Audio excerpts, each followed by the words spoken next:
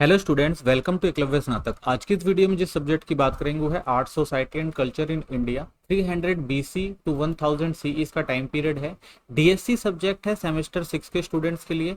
जितने भी most important question बनते हैं पेपर के पॉइंट ऑफ व्यू से वो हम इसमें डिस्कशन करेंगे। टेलीग्राम चैनल जरूर ज्वाइन कर लें जो एकलव्य स्नातक फर्स्ट नाम से है। यहाँ पे आपको सारे पीडीएफ नोट्स प्रोवाइड करा दिए जाएंगे। साथ ही इंस्टाग्राम पे हमें फॉलो कर लें, हमारा यूजर आईडी है एकलव्य स्टडी पॉइंट। तो जो भी आपके क्वेश्चन आप हमसे यहाँ पर पूछ सकते हैं। चलिए पहला क्वेश्चन देखते हैं। Discuss the architectural sculpture and terracotta art of the Mauryan period, what were their key feature and source of inspiration. तो इसमें हम समझेंगे जो मौर्यन पीरियड था उस समय जो हमारा आर्किटेक्चर था या हमारा जो स्कल्पचर था या हमारा जो टेराकोटा आर्ट थी वो किस तरह से फेमस हुई, ठीक है ना, और कौन कौन से इसके की फीचर रहे और बाद में कैसे इससे इंस्पिरेशन लेके हमारा आर्ट जो था और ज्यादा डेवलप हुआ। चलिए आंसर देखते हैं इसका। The Mauryan period was an important time in Indian history. अगर हम मौर्यन पीरियड की बात करें तो हमारे इतिहास यानी हमारी हिस्ट्री में मेजर रोल रहा है, हमेशा इसकी इंपॉर्टेंस रही है। स्पेशली फॉर कल्चर, अगर कल्चर की बात करें, पॉलिटिक्स की बात करें और आर्ट्स की बात करें, ठीक है। तो मौर्यन जो पीरियड रहा है 320 बीसी टू 185 बीसी, ये बहुत ही ज्यादा इंपॉर्टेंट फेज रहा है किसका, इंडियन हिस्ट्री का। The Mauryan empire began Chandragupta Maurya and become most powerful under emperor Ashoka. तो इसको जो इस्टेब्लिश किया था मौर्य एम्पायर को, किसने किया था, चंद्रगुप्त मौर्य ने। और इसको जो एक पावरफुल एम्परर अशोका ने वेल स्टेब्लिश यानी और ज्यादा आगे बढ़ा के इसे और ज्यादा विस्तारित किया था, ठीक है ना। तो इसका बहुत ज्यादा डेवलपमेंट अशोकन पीरियड में हुआ था मौर्य साम्राज्य का। During this time for the first time the government supported the creation art building and across the country. यानी ये पहला टाइम था, अगर देखें, कि जो कोई राजा था वो किसको प्रमोट कर रहा था, आर्ट को प्रमोट कर रहा था, ठीक है ना। यहाँ पे जो बिल्डिंग्स बनाई जा रही थी उनको प्रमोट कर रहा था और पूरी कंट्री के अंदर ये चीज हमें देखने को मिलती है। This period start common style of Indian art that include. तो यहाँ पर बहुत सारी कॉमन इंडियन स्टाइल आर्ट जो थी इस टाइम पीरियड में आपको देखने को मिलती है। जैसे ह्यूज बिल्डिंग एंड स्ट्रक्चर बहुत सारे आपको देखने को मिलेंगे यहाँ पे। हाईली पॉलिश्ड स्टोन स्कल्पचर शुरू हुआ यहाँ पर। टेराकोटा क्ले फिगर शुरू हुआ, यानी यहाँ पर अच्छी खासी बिल्डिंगें बनने शुरू हुई, उनके स्ट्रक्चर बनने शुरू हुए, ठीक है ना। हाईली पॉलिश जो स्टोन होते थे, ठीक है ना, उनको उन पर क्या होता था, मूर्तियां वगैरह बनाई जाती थी, ये दिखता है हमें। टेराकोटा क्ले यानी जो मिट्टी की मूर्तियां वगैरह होती थी वो सारी चीज हमें देखने को मिलती इस टाइम बननी शुरू हुई थी। Many of this art work had religion meaning और so power of the king. तो ये ज्यादातर जो आर्ट आपको देखने को मिलेंगे, जो आर्ट वर्क, वो किससे रिलेटेड होते थे, वो रिलीजियस, ठीक है ना, वो धर्म से रिलेटेड होते थे। और क्या दिखाते थे, वो राजा की ताकत को दिखाते थे, ठीक है ना, combining spiritual and political message, ठीक है ना। तो ये क्या देते थे, एक आध्यात्मिक तौर पर और जो राजनीतिक तौर पर कुछ संदेश दिया करते थे, ठीक है ना। यानी जो भी आर्ट वर्क था वो किससे जुड़ा हुआ था, राजा से जुड़ा हुआ था। और राजा के साथ साथ ये किससे जुड़ा हुआ था, धर्म से जुड़ा हुआ था। और राजा इन आर्ट के जरिए क्या दिखाता था, अपनी पावर दिखाता था। Architecture and the Mauryan period. तो अगर हम जो आर्किटेक्चर है मौर्यन पीरियड की बात करें तो मौर्यन आर्किटेक्चर जो था can broadly categorize into two form. तो दो फॉर्म में इसको बनाया गया था, एक सेकुलर था और एक रिलीजियस था, ठीक है। तो जो सेकुलर होता था यानी नॉन रिलीजियस जिसे कह सकते हैं, जो आर्किटेक्चर था वो exemplified in the place and city planning. उसमें क्या था, आप देखेंगे जो महल वगैरह होते थे या जो नगर वगैरह होते थे, सिटी वगैरह होती थी, उनकी प्लानिंग करी गई थी इसके अंदर। और वहीं जब हम रिलीजियस एस्पेक्ट की बात करते हैं तो यहाँ पे आपको स्तूप देखने को मिलेंगे, चैत्य देखने को मिलेंगे, मोनोलिथिक पिलर देखने को मिलेंगे, यानी एक ही पत्थर पर जो है अच्छी किस्म की जो मूर्तियां बनाई जाती थी। तो ये सारी चीजें हमें मॉडर्न पीरियड में दिखाई देती हैं। तो रॉयल प्लेस और सिटी प्लानिंग की अगर बात करें तो the city Pataliputra the capital of Mauryan empire, यानी जो पाटलिपुत्र उस टाइम मौर्यन एम्पायर की जो कैपिटल हुआ करती थी, was a major architectural marvel. तो यहाँ पर आपको बहुत सारे जो है आर्किटेक्चर जो है देखने को मिल जाएंगे जो बनाए गए थे उस टाइम। तो मैगस्थनीज जो आया था बाहर, ग्रीक का जो एक एम्बेसडर था जो भारत के अंदर आया था, उसने डिस्क्राइब किया है it is a city with wooden places. तो उसने बताया भाई यहाँ पर जो महल बनाए जाते थे वो आप देखेंगे लकड़ियों के बनाए जाते थे, जो टावर थे उस पर बनाए जाते थे, ठीक है ना। और फोर्टिफाइड वॉल्स थे यहाँ पर, यानी जो भी किले बनाए जाते थे उनको अच्छे से दीवारों से घेरा जाता था। तो ये सारी टेक्निक की बात करते हैं मैगस्थनीज, ठीक है ना। एग्जीबिशन ऑफ द कुम्हरहार यानी मॉडर्न पटना की बात करते हैं। रिविल यहाँ पर वुडन स्ट्रक्चर देखने को मिलते हैं, यानी बहुत सारे जो है वुडन के बनाए गए थे, पिलर वगैरह बनाए गए थे। एक पिलर हॉल आपको देखने को मिलता है, ठीक है ना। ड्रेनेज सिस्टम आपको देखने को मिलता है यहाँ पर, बहुत अच्छे से बनाया गया था। रिफ्लेक्टिंग एडवांस अर्बन यानी अर्बन प्लानिंग के साथ, ठीक है भाई, अर्बन प्लानिंग के साथ यहाँ पर जो भी डेवलपमेंट के काम किए गए थे ताकि जो भी सिटी है वो अच्छे से डेवलप्ड हो सके। तो ये सारी चीजें वहां पर देखी गई थी। स्तूप्स एंड चैत्य की बात करते हैं। The Mauryan period saw us earliest construction of stupa. तो सबसे पहले अगर आपको देखने को मिलेगा तो जो मोरन पीरियड था उस टाइम आपको स्तूप्स देखने को मिलेंगे, यानी स्तूप बनाए जाते थे। स्तूप क्या होते थे? एक हेमिस्फेरिकल स्ट्रक्चर होता था कंटेनिंग बुद्धिस्ट रिलीज, यानी बुद्ध से जुड़ा हुआ एक कहा जाए तो एक ये जो हेमिस्फेरिकल स्ट्रक्चर होता था जिसमें बुद्ध की जो भी बहुत सारी चीजें थी उनको रखा जाता था, ये बुद्ध की मान्यता के साथ कह सकते हैं जुड़ा हुआ था। This were simple earthen mount but under Ashok patronage they become more elaborate. यानी अगर देखा जाए तो पहले नॉर्मली ये क्या होता था भाई, एक तरह से मिट्टी का बना दिया जाता था, ठीक है ना, एक गुम्फाकार ऐसे करके मिट्टी का बना दिया जाता था और इसे किससे जोड़ दिया जाता था? मोर क्या नाम है, बुद्ध से जोड़ दिया जाता था। इसमें बुद्ध के जो भी सामान वगैरह होते थे या बुद्ध की हड्डियां वगैरह होती थी उनको रख के और उसको एक रिलीजियस जो था बना दिया जाता था, जहां पर लोग जो है बुद्ध के रूप में यहाँ पर आके उनको मान्यता देते थे या कह सकते थे उनकी पूजा वगैरह करते थे। तो ये सारी चीजें जो थी शुरुआत में हुई, लेकिन बाद में क्या हुआ, जब अशोक आता है तो अशोक ने इसको क्या किया? पेट्रोनेज दिया, यानी इसको संरक्षण दिया और क्या कहा कि भाई कि हम इसका क्या करेंगे? अच्छे से निर्माण कराएंगे, ठीक है ना। और उसने बहुत अच्छे से जो है स्तूपों का निर्माण करवाया। Ashoka is said to have the built 84,000 stupa across his empire. तो उसने कहा कि भाई मैंने अपने एम्पायर में लगभग 84,000 स्तूप बनाए थे। The Sanchi stupa also expanded later. उसके बाद में सांची जो स्तूप जो सबसे महत्वपूर्ण स्तूप आज आप देखते हैं, बाद में इसको और भी जो राजा आए उन्होंने क्या किया? इसको एक्सपेंड करवाया। Was originally commissioned by the Ashoka. तो शुरुआत जो हुई थी वो अशोक के द्वारा हुई थी, लेकिन बाद में इसको जब अगर इसका काम थोड़ा बहुत जो रह गया था वो बाद के जो राजा थे उन्होंने आके उसको पूरा करवाया। मोरे पिलर एंड स्कल्पचर की बात करें तो one of the most distinctive artistic achievement of the Mauryan era is monolithic, यानी सिंगल पीस में जो स्टोन पिलर बनाया जाता था वो था। Now for their technical excellence and polished finish, यानी ये अपने टेक्निक के लिए बहुत ज्यादा प्रसिद्ध हुआ और साथ में इसकी जो फिनिश होती थी यानी जिसकी पॉलिश करी जाती थी, बिल्कुल एकदम चिकना बनाया जाता था इसे, जो देखने में बहुत शानदार लगता था। This pillar are consider the best example of ancient India art. तो ये जो है अगर देखेंगे आज भी आप देखेंगे तो इंडिया की जो प्राचीन भारत यानी एंशिएंट इंडिया है उसका एक बेहतरीन एग्जाम्पल देखने को मिलता है इंडियन आर्ट्स का। For their beauty and technical skill, इसकी सुंदरता और इसकी टेक्निकल स्किल देखते हैं तो ये जो है भारतीय इतिहास का बेजोड़ जो है एक पार्ट दिखाई देता है एक आर्ट का, अगर आप इसको ढंग से देखते हैं तो। अशोकन पिलर की बात करते हैं, ये आपका अशोकन पिलर आपने देखा ही होगा। Made of Chunar sandstone, this pillar were inscribed with the Ashoka edict promoting dharma. तो अशोक ने जो अगर देखें तो ये चुनार सैंडस्टोन से बनाया जाता था और अगर देखें तो अशोक ने इसका यूज क्या किया था, जो उसने धर्म बनाया था, धम्म बनाया था अपना, ठीक है ना, जो उसने नियम बनाए थे उनको फॉलो करने में इसका महत्वपूर्ण जो था वो योगदान था। They stood about 14 to 50 feet high होती थी इनकी। वर usually capped with finally curved animal cap. तो और साथ में क्या होता है इस पे बहुत चित्र बनाए जाते थे, जैसे आप देख सकते हैं शेर के चित्र हो गए, ठीक है ना, और साथ ही ये जो होता था यहाँ पर आप देखेंगे एक अशोका चक्र दिख जाएगा आपको यहाँ पर, ठीक है ना, साथ में लॉयन, बुल्स, एलिफेंट, हॉर्स। तो इन जगहों पर क्या था, इन चारों तरफ आपको अलग अलग जानवरों के चित्र दिखाई देंगे। The most famous among them in the lion capital at Sarnath which let become national emblem of Indian। तो आज का हम राष्ट्रीय चिन्ह की बात करते हैं तो ये हमारा क्या है, राष्ट्रीय चिन्ह है। तो ये सारनाथ में मिला था, ठीक है ना, और आज भी अगर हम देखते हैं तो इसको क्या बनाया गया है, ये हमारा जो है नेशनल चिन्ह है, ठीक है ना, हमारा राष्ट्रीय जो है चिन्ह इसको नियुक्त किया गया भारत द्वारा। It feature 4 lion seat back to back on circular abacus. अगर आप देखें तो ये 1 2 3 और इसके पीछे क्या है 4, यानी पूरा टोटल 4 इसमें आपको सेट दिखाई देंगे। डेकोरेट विद धर्म चक्र, ये रहा धर्म चक्र, अशोक ने जो चक्र बनवाया था इसे धर्म चक्र कहते थे, ये धर्म चक्र है। और एलिफेंट, बुल एंड लोयन, अगर आप देखेंगे तो इसमें एलिफेंट, बुल और लोयन की तस्वीर आपको देखने को मिल जाएगी।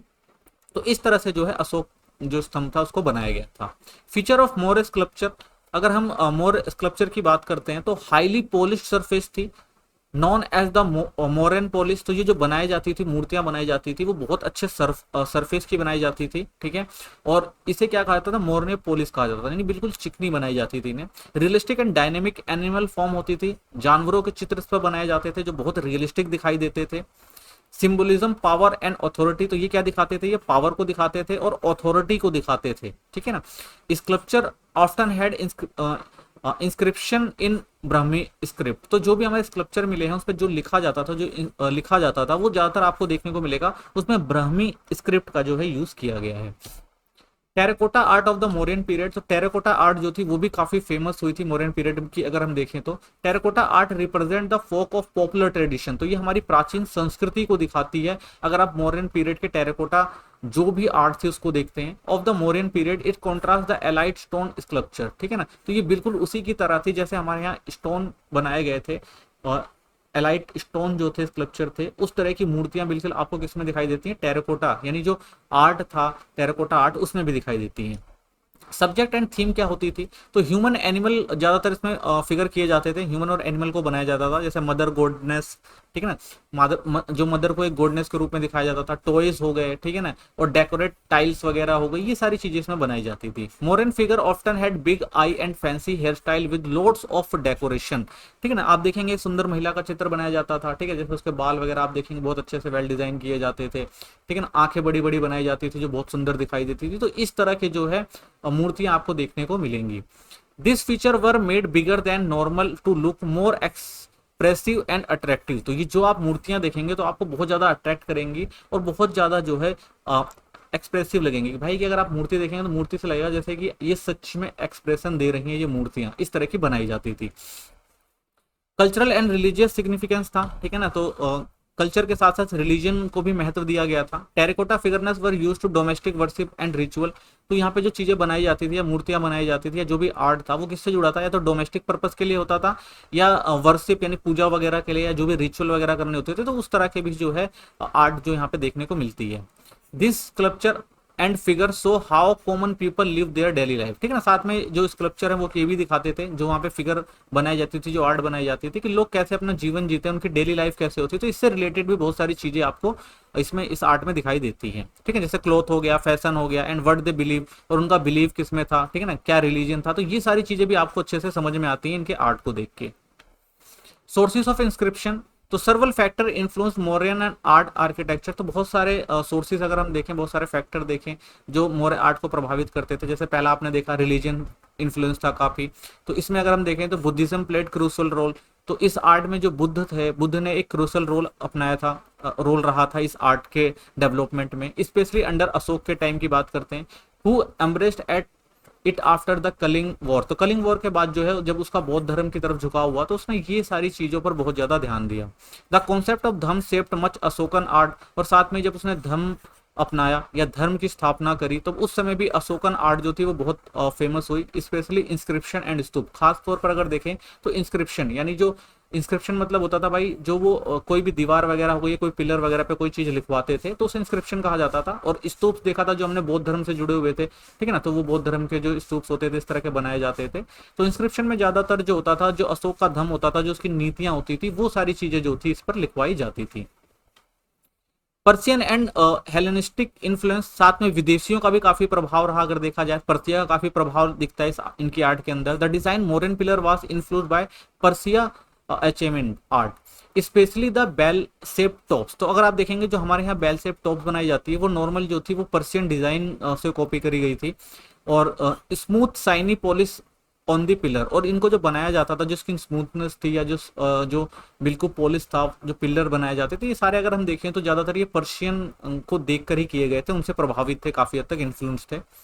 Contact with the Greek introduce realistic portrayal and animal sculpture, और साथ में उन्होंने जो ग्रीक में देखा भाई जो मूर्तियां बनाई जाती थी वो बिल्कुल रियलिस्टिक होती थी, और खास तक जानवरों और इंसानों की जो मूर्ति होती थी वो रियलिस्टिक दिखाई देती थी। तो उसी की तरफ पे हमारे यहाँ भी यानी अगर मॉडर्न पीरियड में भी जो एनिमल और ह्यूमन के जो स्कल्पचर बनाए गए, जो मूर्तियां बनाई गई, वो ऐसी बनाई गई जो बिल्कुल जीवित सी प्रतीत होती थी, यानी ऐसा लगता था भाई रियलिस्टिक है बिल्कुल। इंडिजीनियस ट्रेडिशन भी देखने को मिलती है हमें यहाँ पर, यानी pre modern folk art and architect form, जैसे हमारे यहाँ वुडन हॉल्स हो गए, form the native base for the modern innovation, ठीक है ना। तो बेसिक जो हमारे यहाँ जो आर्ट थी उसका भी बखूबी तरीके से यूज किया गया था मॉडर्न कल्चर में।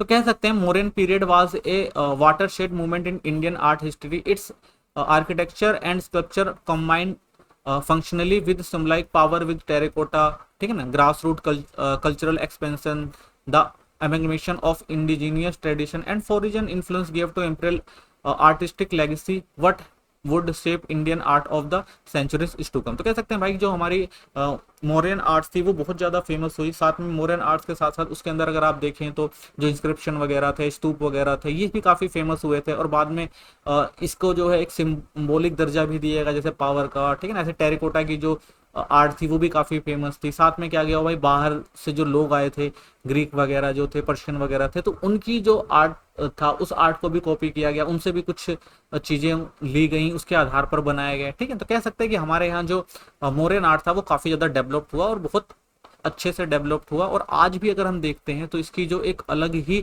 तरह की जो है प्रकृति हमें दिखाई देती है मौर्यन आर्ट की। आज भी लोग इसको फॉलो करते हैं, आज भी इसको लोग समझने की कोशिश करते हैं।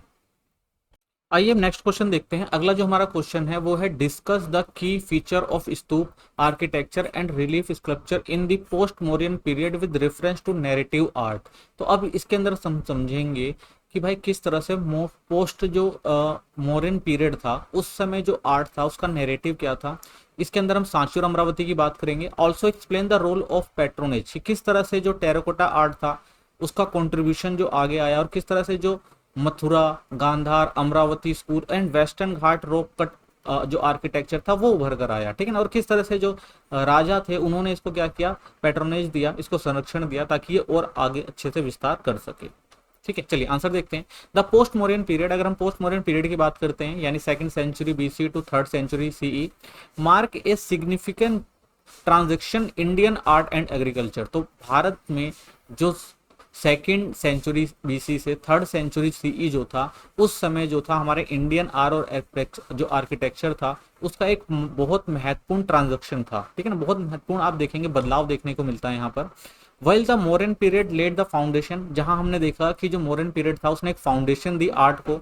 Post Mauryan phase so the emergence of distinct religion. इसके बाद क्या आप देखने को मिलता है भाई कि जब मौर्य साम्राज्य का पतन हो जाता है, मौर्य साम्राज्य जब खत्म होता है तो उसके बाद जो है कि रीजनल जो क्षेत्रीय जो राजा होते थे या डिस्टिंक्ट जो रिलीजन जो रीजन थे वो उभर कर आए थे, ठीक है ना। जिसमें अगर हम देखें तो उसमें नई टेक्निक उभर कर आती है, नई डायनेस्टियां उभर कर आती हैं, जिसमें आप देखेंगे सुंग हो गए, सातवाहन हो गए, इंडो ग्रीक हो गए, ठीक है ना, कुसान हो गए। तो ये नई डायनेस्टी भी उभर कर आई थी जिनका हमें प्रभाव जो है उस टाइम इंडियन आर्ट और आर्किटेक्चर में देखने को मिलता है। The era most notable for the development of stupa architecture, तो इस टाइम स्तूप आर्किटेक्चर जो था वो भी अलग तरह से बढ़ा। नैरेटिव रिलीफ स्कल्पचर, तो कुछ नए तरीके के आप देखेंगे जो मूर्तियों का निर्माण होना शुरू किया, यानी नैरेटिव होता था उसको बनाने का। एक रॉक कट केव बनाए गए, ठीक है ना, यानी पहाड़ों को काट कर जो है गुफाएं बनाई जाती थी, मंदिर बनाए जाते थे। वेस्टर्न एंड साउथर्न इंडिया में बहुत देखने को मिला ये सब चीजें। तो feature of stupa architecture in post modern period, तो स्तूप कैसे बदले। The stupa evolved from a simple burial mound as a sophisticated architecture and religious structure during this period। तो इस टाइम क्या था कि अगर देखा जाए जो स्तूप क्या होता है, स्तूप तो कहा जाए एक तरह से कब्र की तरह ही होता था ना। कब्र का मतलब क्या है भाई कि जैसे बुद्ध थे, बुद्ध से रिलेटेड जो भी चीजें थी, उनकी हड्डियां वगैरह हो गई, वो क्या करते थे इसके अंदर दफना देते थे और उसके ऊपर से क्या बना दिया जाता है, एक स्तूप बना दिया जाता था, एक अंडे आकार का, उसे स्तूप कहा जाता था, ठीक है। लेकिन इसका डिजाइन में जो था वो समय के साथ क्या आपको बदलाव देखने को मिलता है, ठीक है ना। आर्किटेक्चरल फीचर अगर हम देखें तो इसमें बड़े प्रकार के जो स्तूप बनाए जाते थे, अगर आप देखेंगे तो इस तरह से होते थे, ठीक है ना। आप देख सकते हैं जैसे ये रहा ना, यहाँ पे आप देखेंगे ये हो गया, तो ये जो पूरा एक फिगर, ये द्वार वगैरह हो गए इनके, ठीक है ना। ये अगर आप देखेंगे ये परिक्रमा करने के लिए वगैरह बनाए जाते थे, ठीक है ना। तो इस तरह का जो है स्तूप का निर्माण शुरू हुआ, एक वेल डिजाइन स्तूप बनाने शुरू किए गए, ठीक है। इसमें क्या होता था अगर आप देखें तो इलरेज डोम होता था, ठीक है ना, सिंबलाइज द कॉस्मिक माउंटेन, ठीक है ना। कहा जाता था भाई कि ये सिंबोलॉजी था एक तरह से, सबसे ऊपर बनाया जाता था इसको, डोम के आकार का, अंडे के आकार का बनाया जाता था, ठीक है ना। तो कॉस्मिक माउंटेन की तरह होता था ये। ड्रोम मेदी यानी इसे circular base to invert the stupa was visually circumambulation बनाया जाता था, यानी ऐसे गोल करके बनाया जाता था इनको, ठीक है ना। अंडा होता था उसके ऊपर क्या होता था, ऐसे गोल करके इस तरह के आकार का बनाया जाता था। Harmika chhatra square railing and umbrella like structure at the top of indicating the respect for the relic, ठीक है ना। तो बुद्ध धर्म से रिलेटेड आप देखेंगे ये सारी चीजें जो थी उसके बिलीफ के बुद्ध धर्म के बिलीफ के आकार पर बनाई जाती थी, ठीक है। तो ये सारी जो थी वेदिका होती थी, stone railing surrounding the stupa often intricately carved, ठीक है ना, कर्व शेप में बनाई गई थी, वहां पे अगर देखें वेदिका बनाई जाती थी, ठीक है। फिर आपको इसमें देखेंगे आपको तोरण देखने, गेटवे दिखाई देंगे, स्कल्प्टेड ऑल फोर डायरेक्शन, चारों तरफ से दरवाजे होते थे, ठीक है ना। तो ये मोरियन आर्ट थी। और उसके बाद प्रदक्षिणा पथना होती थी, यानी सर्कुलेटरी पैथ होता था, एलुब्रेट स्कल्पचरल पैनल। तो ये सारी चीजें आप देखेंगे वहां पर बनाई जाती थी, ठीक है ना। अगर आप ध्यान से देखेंगे तो ये सारी चीजें थी, ठीक है ना। ये हो गया आपका जो भी दो तोरण द्वार वगैरह हो गए, ठीक है ना। ये वेदिका वगैरह आपको देखने को मिलेगी, ये तोरण। और ये आपके जो हो गए ये अंडे के आकार का ये जो बनाया जाता था, ठीक है ना। और ये आपका जो था ना ये सरकम। तो इस तरह से जो है बनाए जाते थे उस टाइम स्तूप, यानी स्तूप का डिजाइन जो था वो थोड़ा बदला। सांची के स्तूप की बात करते हैं तो the great stupa at Sanchi originally built by Ashoka and later expand in first century. तो भाई इसको अशोक ने बताया था, लेकिन बाद में इसको और ज्यादा आगे बढ़ाया। फर्स्ट सेंचुरी बीसी की बात करते हैं तो जो सुंग्स आए थे और सातवाहन आए थे, इन्होंने इसको और ज्यादा अच्छे से विस्तारित किया। Is an iconic example of post modern stupa art, ठीक है ना। तो अगर पोस्ट मॉडर्न स्तूप की बात करते हैं तो ये जो था एक आइकॉनिक एग्जांपल था, ठीक है ना, ये जो बनाया गया सांची का स्तूप। तोरण गेटवे होते थे इसके अंदर सांची में, आप देखेंगे ये गेट, ठीक है ना। The gateway are beautiful curved with detail stories and figure. तो आप ये गेट देखेंगे, इस गेट पे आप देखेंगे बहुत सारी चीजें आपको लिखी दिखेंगी, ठीक है ना। इसमें क्या होता था, स्टोरी लिखी जाती थी, ठीक है ना, और बहुत सारे फिगर यानी बहुत सारे चित्र बनाए जाते थे। जातक टेल्स इसमें आपको देखने को मिलेंगी। These are story about Buddha's earlier live shown in picture on the torana. तो आप देखेंगे यहाँ पे जो भी बुद्ध के जो भी उनके पहले के जीवन से संबंधित जो भी कहानियां वगैरह थी, जो भी स्टोरीज वगैरह थी, वो सब जो है पिक्चर के थ्रू यहाँ पर क्या करी जाती थी, लिखी जाती थी। पिक्चर बनाए जाते थे, चीजों स्टोरियों को लिखा जाता था इस पर। Scenes from Buddhas life. तो ज्यादातर आपको यहाँ पे देखने मिलेंगे जो भी सीन थे वो बुद्धा से जो जुड़े हुए थे, वो सारी चीजें आपको यहाँ पे देखने को मिलेंगी। इंपॉर्टेंस ऑफ मोमेंट्स लाइक, तो क्या इंपॉर्टेंट थी इसकी, the great departure when Buddha left this place. अगर आप देखेंगे तो जब बुद्धा ने अपना घर बार छोड़ा, ठीक है ना, तो उस चीज के भी आपको यहाँ पे चित्र देखने को मिलेंगे, ठीक है ना। Alignment under the Bodhi tree, यानी जब उनको क्या ज्ञान की प्राप्ति हुई, वो चीज भी आपको देखने को मिलेगी चित्र के through. First sermon teaching Sarnath, उन्होंने जब अपना पहला उपदेश दिया था, तो वो सारी जो तस्वीरें हैं आपको यहाँ पर देखने को मिलती हैं, ठीक है। Aniconic representation, Buddha is not shown in human form, instead he is represented by. यानी बुद्ध को सिर्फ हम देखें तो वो सिर्फ अपने ह्यूमन फॉर्म में नहीं देखते, और भी कई तरीके से बुद्ध को रिप्रेजेंट करने के लिए चित्र बनाए गए हैं। जैसे बोधि ट्री, सिंबल ऑफ एलिमेंट, यानी जो बुद्ध का ट्री है वो बुद्ध के ने जो ज्ञान प्राप्ति करी थी उसका सिंबलाइज बन गया। इम्पटी थ्रोन देखते हैं, सिंबल ऑफ प्रेजेंस, यानी उन्होंने क्या किया भाई, सत्य की तलाश में क्या किया, उन्होंने अपनी गद्दी को छोड़ दिया, तो वो त्याग का प्रतीक आपको देखने को मिलेगा। फुटप्रिंट देखने को मिलते हैं, सिंबल ऑफ इस जर्नी, तो उनके जो कदमों के निशान के चित्र जो दिखाई देते हैं, तो इसका मतलब भाई इन्होंने किस तरह से पूरी अपनी जर्नी क्लियर करी, वो सब चीज दिखाई देती है। धर्म चक्र देखने को मिलता है, व्हील ऑफ लॉ, यानी जो उन्होंने ज्ञान की प्राप्ति हुई, जो ज्ञान का उन्होंने प्रसार किया, ठीक है, वो सब चीज धर्म चक्र के जरिए आपको दिखाई देता है कि भाई किस तरह से उन्होंने जो नियम कायदे और कानून के हिसाब से लोगों को चलना सिखाया, ठीक है ना, धर्म के जो उपदेश दिए, तो वो उसको रिप्रेजेंट करता है। लिवली फिगर एंड डिजाइन, तो अगर हम देखें human and animal figure are shown with the movement and details, यानी जो भी फिगर बनाए जाते थे एनिमल के, ठीक है ना, वो जो मूवमेंट होता था, जो जिस तरह के वो बनाए जाते थे, तो वो डिटेल्स उनकी देखी जाती थी, उसके अकॉर्डिंग बनाए जाते थे। क्रिविंग ऑल्सो इंक्लूड प्लांट हो गए, स्क्रोल्स, डिवाइन सिंबल, तो ये सारी जो चीजें थी वेल फिगर होती थी और उनके कुछ ना कुछ मतलब होते थे, ठीक है ना, इस तरह से उनको डिजाइन या बनाया जाता था। आर्ट स्टाइल क्या था, the sculpture is balanced and rhythmic, यानी लुक नेचुरल एंड फ्लोइंग, यानी ऐसा देखने में लगता था भाई नेचुरल है, और ऐसा लगता था भाई ये क्या है, फ्लो कर रहे हैं, ठीक है। डीपली कर्व्ड होते थे, क्लियर डिटेल दी जाती थी उसके अंदर। स्टाइल्स होते थे non realistic but beautiful in form, तो रियलिस्टिक नहीं लगते थे लेकिन फिर भी देखने में बड़े सुंदर दिखाई देते थे ये, ठीक है ना, ऐसे स्टाइल में बनाए जाते थे ये। अमरावती स्तूप की बात करते हैं, दूसरा जो था, तो उसके अंदर located in Andhra Pradesh, the Amravati stupa was developed under the patronage of Satavahana. तो सातवाहना ने इसको संरक्षण दिया था और सातवाहना ने इसको आगे बढ़ाने में महत्वपूर्ण भूमिका निभाई थी, इसको बनाने में। फीचर्स की बात करें तो मटेरियल जो यूज हुआ था, मेड यूजिंग व्हाइट लाइमस्टोन का यूज किया था, ठीक है ना, उसे अमरावती मार्बल भी कहा जाता है। और स्कल्पचर के फीचर क्या थे, figure are graceful and slim, यानी काफी ग्रेसफुल बनाया गया था, बिल्कुल स्लिम फिगर था ये। कॉन्टिन्यूस स्टोरी टेलिंग, इसमें भी आपको बहुत सारी स्टोरी टेलिंग दिख जाएगी इसमें जो लिखी गई थी। Many scenes so in the frame, तो एक फ्रेम में बहुत सारी चीजें आपको देखने को मिलती है और उनके बारे में स्टोरियां लिखी गई हैं।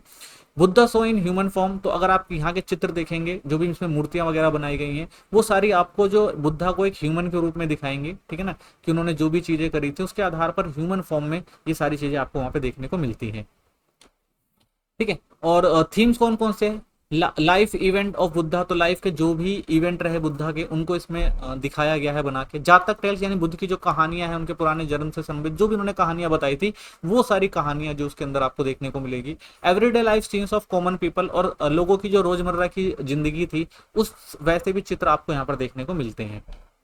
आर्ट स्टाइल क्या है? Arts of beauty of emotion, इसमें आपको ब्यूटी इमोशन देखने को मिलता है। मूवमेंट इन द फिगर, अलग अलग मूवमेंट में करते हुए फिगर दिखाई देंगे जो कहानी को अच्छे से बयां करते हैं। Sculpture are more advance and expressive than earlier style, तो अब जो था जो स्कल्पचर बनाया गया था वो नए स्टाइल के थे, नए आर्ट का बनाया गया था, वो थोड़ा एक्सप्रेसिव लगते थे, यानी एक्सप्रेशन होता था उनके अंदर, ठीक है ना, जो पहले जिस तरह के नहीं होते, तो एक नए तरह का जो स्कल्पचर इसमें देखने को मिलता है। Narrative art and important religious and culture medium, तो भाई नैरेटिव क्या था, तो यहाँ पे इंपॉर्टेंट रिलीजियस को दिया गया और कल्चर को जो है मीडियम बनाया गया। कैरेक्टरिस्टिक की बात करें तो relief panel use to story telling, तो ज्यादातर अगर आप देखेंगे जो बनाए गए थे यहाँ पे जो भी स्क्रिप्चर थे या जो भी चीजें बनाई जाती थी वो ज्यादातर जो होती थी वो बुद्ध के जीवन से जुड़ी हुई होती थी और एक स्टोरी टेलिंग होती थी और मोरल टीचिंग होती थी, यानी एक स्टोरी बताई जाती थी फिर उसकी एक मोरल टीचिंग होती थी कि भाई उससे क्या शिक्षा मिलती है।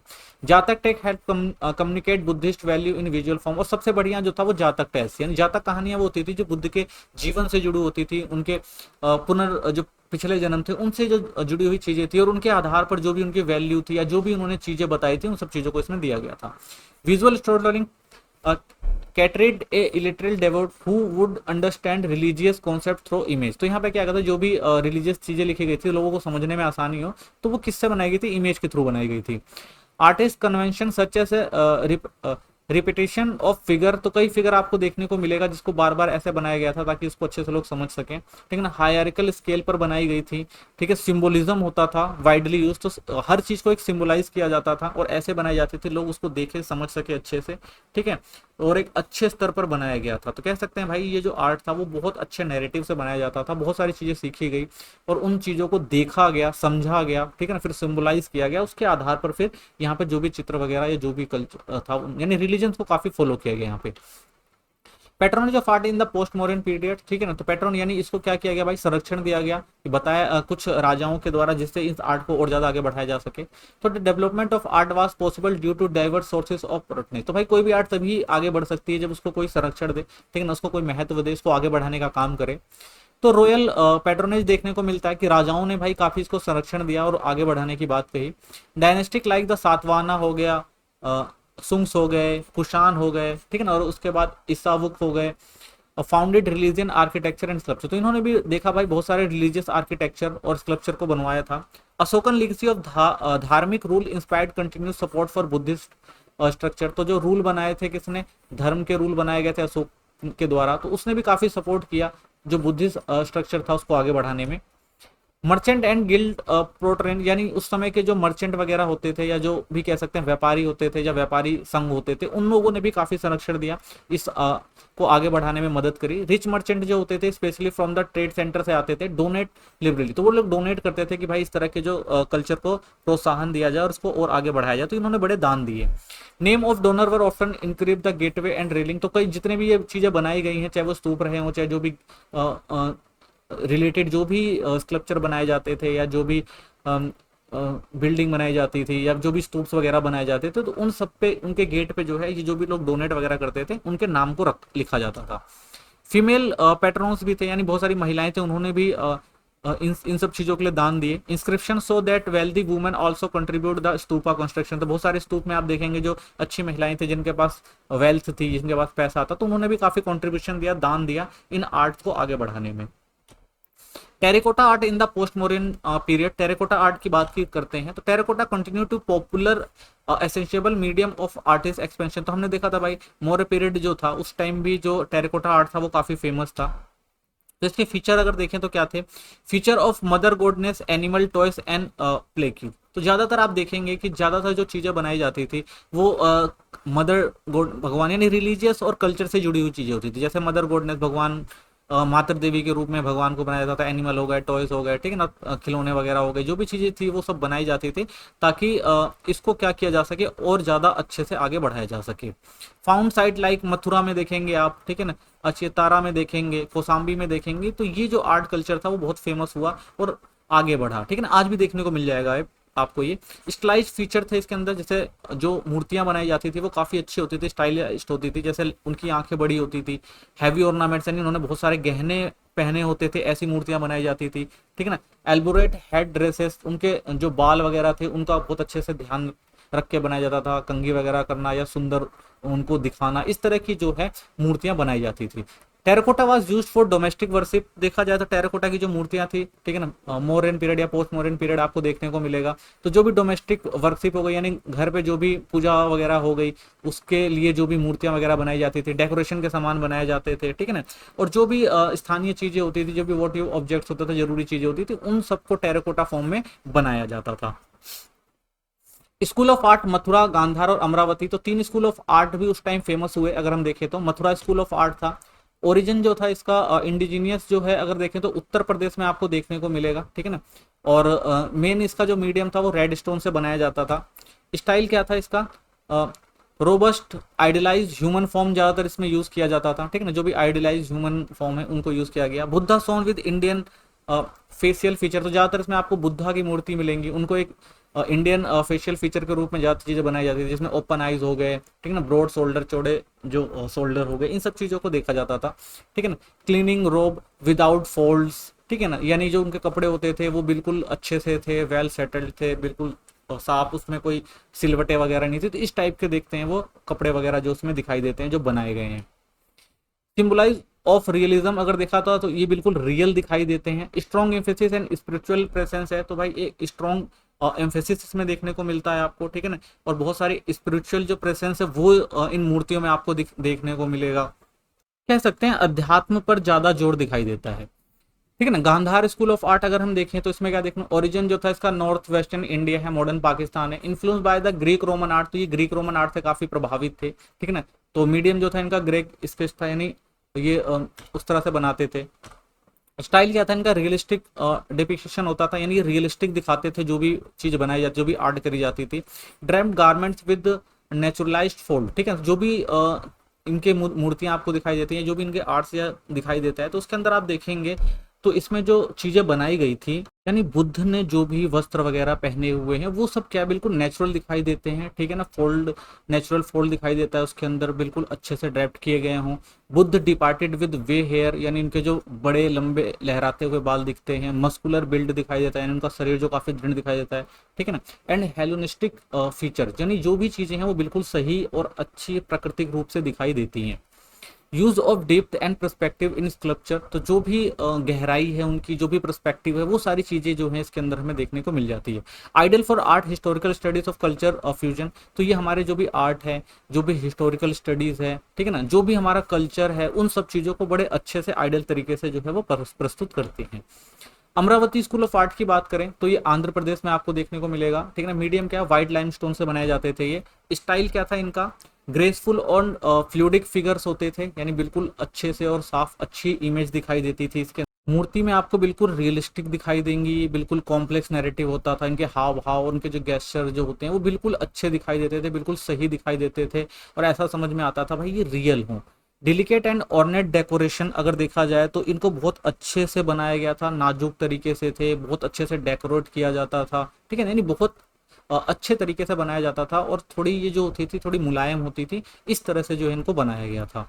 प्रिफर्ड नैरेटिव पैनल और स्टैंडलोन इमेज, यानी अगर देखा जाए तो इसमें हर उस चीज को प्राथमिकता दी गई थी जो अच्छे से काम करे, ठीक है। जैसे इसके अंदर देखें तो स्टोनलेन छवियां थी, ठीक है ना। अगर देखे जाए उनका जो पैनल था वो क्या था, स्टैंडलोन इमेज बनाई जाती थी, जिसके अंदर क्या देखने को मिलता है कि भाई इसकी जो भी, इसमें जो भी चीजें लिखी गई हैं, ठीक है ना, जो एक तरह से कहें नैरेटिव अगर देखा जाए, उसमें अगर कथा के रूप में लिखा गया है या कह सकते हैं कहानी के रूप में लिखा गया है, तो वो बिल्कुल वैसा ही दिखाई देता है इसके अंदर। की influence on south and south east Asia Buddhist art, तो ज्यादातर देखें साउथ और जो साउथ ईस्ट एशिया के बुद्धिस्ट आर्ट है उसके आधार पर इनको हम कह सकते हैं काफी ज्यादा इन्फ्लुएंस रहा इसमें, ठीक है। तो rock cut architecture of the western Ghat, ये देखते हैं यहाँ पे भी।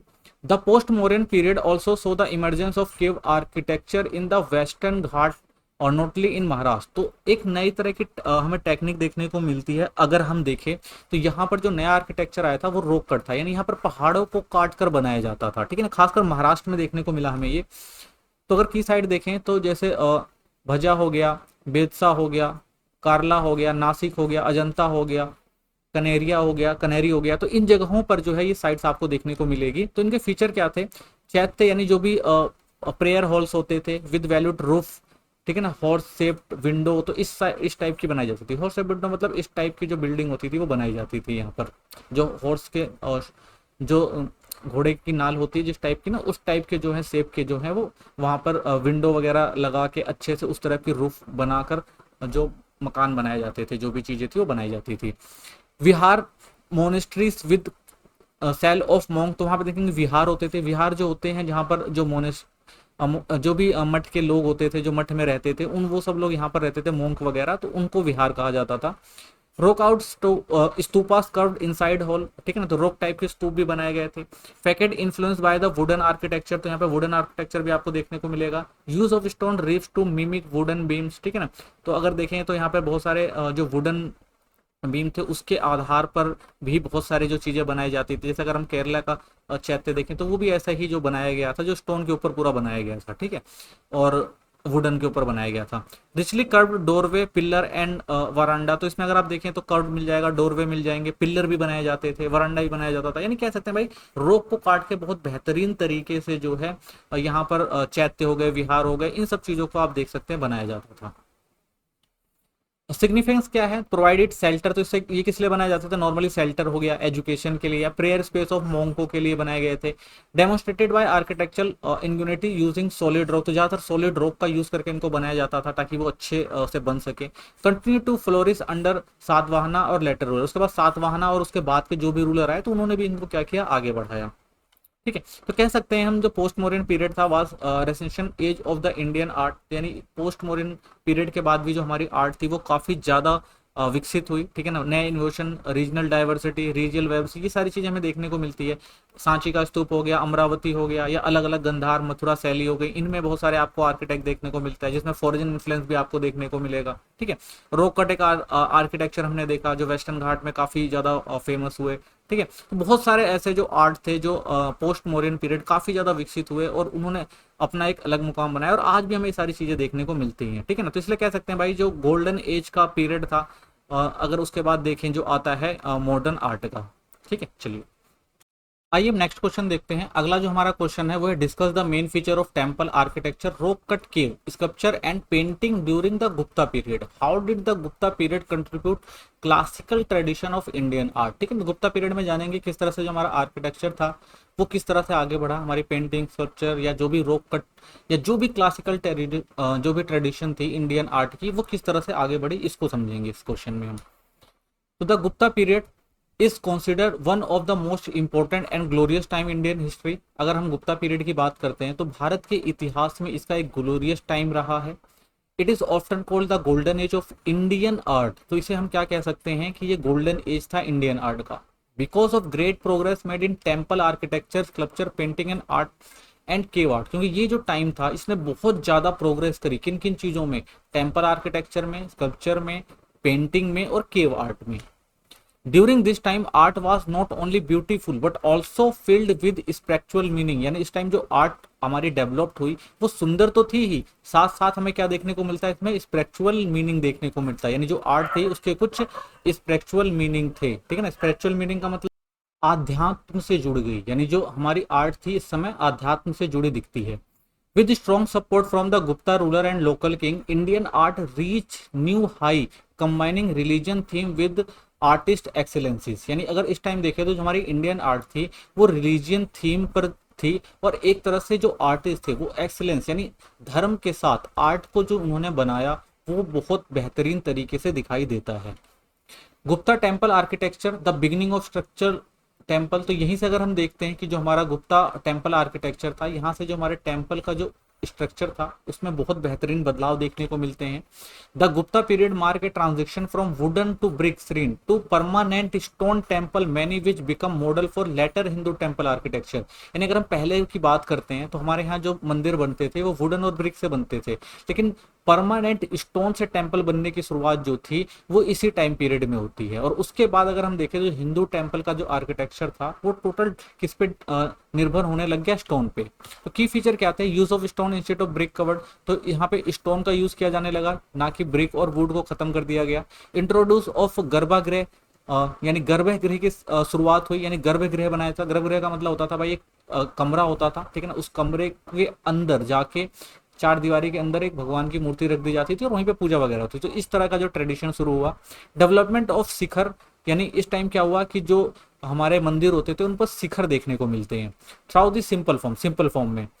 प्रेजेंस ऑफ मंडप, तो मंडप की शुरुआत हुई, जो पिलर हॉल होते थे, यानी पिलर बनाए जाते थे चार, और फिर एक हॉल बना दिया जाता था। तो इस तरह की हमने देखा जो शुरुआत हुई। Some time attract to the sanctum, कई बार गर्भगृह से पहले आपको देखने को मिल जाते थे, ये अटैच होते थे जो उनके साथ ये जो मंडप होते थे। Decorate door frame and sculpture motifs around the entrance, तो जो भी बनाए जाते थे मंदिर, उनमें जो उनके डोर फॉर्म होते थे, यानी जो दरवाजे वगैरह हो गए, द्वार वगैरह हो गए, ठीक है ना, उन सबको बहुत अच्छे से बनाया जाता था। जो मूर्तियां थी वो वेल डिजाइन होती थी, उनको अच्छे से डेकोरेट किया जाता था, ठीक है ना, जो बड़ी सुंदर दिखाई देती थी। तो इस तरह से जो था वो मंदिरों की शुरुआत हुई। इंपॉर्टेंट एग्जाम्पल अगर हम देखें तो दशावतारा टेम्पल आपको देखने को मिलेगा देवघर के अंदर, ठीक है। इसकी क्या थी, डेडिकेटेड टू लॉर्ड विष्णु को डेडिकेट किया गया है। अर्ली एग्जाम्पल ऑफ पंचयातम स्टाइल, तो इसे पंचयातना स्टाइल में बनाया गया है, यानी एक के साथ चार मंदिर हैं, टोटल 5 मंदिर बनाए जाते थे, ठीक है ना। तो इसके साथ क्या होते थे, सब्सट्रिब्यूटरी श्राइन होते थे, यानी इनके साथ 4 और मंदिर होते थे। ब्यूटीफुल कर्व पैनल होते थे, यानी कर्व बनाया गया था, बहुत सुंदर दिखाई देते थे। और इसके अंदर अगर आप देखें तो विष्णु रिसाइलिंग ऑफ शेषनाग, यानी विष्णु जी हैं वो शेषनाग पर लेटे हुए हैं, और ऐसी सुंदर आकृति बनाई गई है कि आपको लगेगा भाई क्या डिजाइन है। Square plan and flat roof but the base of Shikhar is present, तो भाई प्लेन स्क्वायर बनाए जाते थे, रूफ भी इनकी फ्लैट होती थी, लेकिन इसमें क्या होता था, शिखर बना दिया जाता था। तो ये एक नई टेक्निक आपको देखने को मिलती है। भीतरगांव टेम्पल आपको कानपुर में देखने को मिलेगा। One of the oldest brick temple है विद टोल शिखर, इसमें भी आपको टोल शिखर देखने को मिलेगा। टेराकोटा पैनल यूज किए गए, इसमें माइथोलॉजिकल सीन है, यानी जो हमारे पौराणिक जो कहानियां हैं, किस्से हैं, उनको इसमें शामिल किया गया है। तिगावा टेम्पल आप मध्य प्रदेश में देख सकते हैं, small shrine with a flat roof, तो इसमें भी आपको एक स्मॉल श्रीन देखने को मिलेगा, ठीक है ना, इसकी भी फ्लैट रूफ है। मंडप बनाया गया इसके अंदर, ठीक है ना, और प्लेन और एक स्नैक टैम है, यानी इसमें भी एक गर्भगृह आपको देखने को मिलेगा। Early experimentation with temple layout, ठीक है, तो नॉर्मली क्या था, ये पुराने तरीकों को यूज करके और नए डिजाइन के रूप में इसको बनाया गया है। Rock cut cave of the Gupta period, तो रॉक कट केव की बात करते हैं तो रॉक कट आर्किटेक्चर जो विज्ञान था वो गुप्ता पीरियड में आपको देखने को मिलता है। बहुत जबरदस्त तरीके से बनाया गया और ऑर्गेनाइज तरीका था। और यहाँ पर सबसे बड़ी बात थी, हमारे जो रिलीजियस स्ट्रक्चर है वो इसके अंदर देखने को मिलता है। तो इसके फीचर क्या आते हैं, located mostly in central and western India, तो आपको सेंट्रल और वेस्टर्न इंडिया में देखने को मिलेगा, उदयगिरी और अजंता। चैत्य हॉल बनाए गए थे, विहार बनाए गए थे। बेटर प्रोपरेशन एंड ऑर्नामेंट, तो इनको बहुत अच्छे से सजाकर बनाया जाता था, बहुत सारी चीजों का इसके अंदर यूज किया जाता था। उसके बाद चैत्य और हॉल बनाए जाते थे, ठीक है ना, और विहार वगैरह बनाए जाते थे जहां पर लोग रहते थे। Sculpted doorways, ornate pillar and symbolic curving, तो इसमें आप देखेंगे तो भाई जो डोरवेज है उनको बहुत अच्छे से डिजाइन किया गया है, उस पर बहुत सारी मूर्तियां आपको बनी हुई दिखाई देंगी। पिलर्स दिखेंगे, जो सजावटी पिलर आपको दिख जाएंगे, बहुत सारी जो सिंबॉलिक चीजें इसमें डाली गई हैं, बनाई गई हैं। तो इस तरह से ये बहुत अच्छी तरह से दिखाई देते हैं, ठीक है ना। तो और रॉक कट है तो और ज्यादा सुंदर दिखाई देते हैं ये। एग्जाम्पल के तौर पर देख सकते हैं, उदयगिरी केव है, इसमें क्या है, ग्रुप ऑफ 20 केव इसमें डेडिकेटेड टू हिंदू डिटीज, यानी देखा जाए तो पूरा जो हिंदू देवताओं के लिए 20 केव बनाए गए हैं, पूरा समर्पित किया गया है।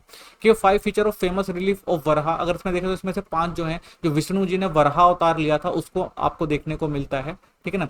और लिफ्टिंग बुधुवी, तो आपको पता है कि भाई एक कहानी है वरहा से जुड़ी हुई विष्णु के अवतार से, जिसमें पृथ्वी को कुछ राक्षसों ने समुद्र में डुबो दिया था, तो उसको जो विष्णु जी ने वरहा अवतार लेके उसको बाहर निकाला था। तो उससे रिलेटेड जो है 5 आपको फेमस इसमें देखने को मिल जाएंगी। So integration of sculpture and architecture, तो इसमें आपको सारा इंटीग्रेशन जो भी है, स्कल्पचर जो आर्किटेक्चर है वो बहुत बेहतरीन नमूना दिखाई देगा।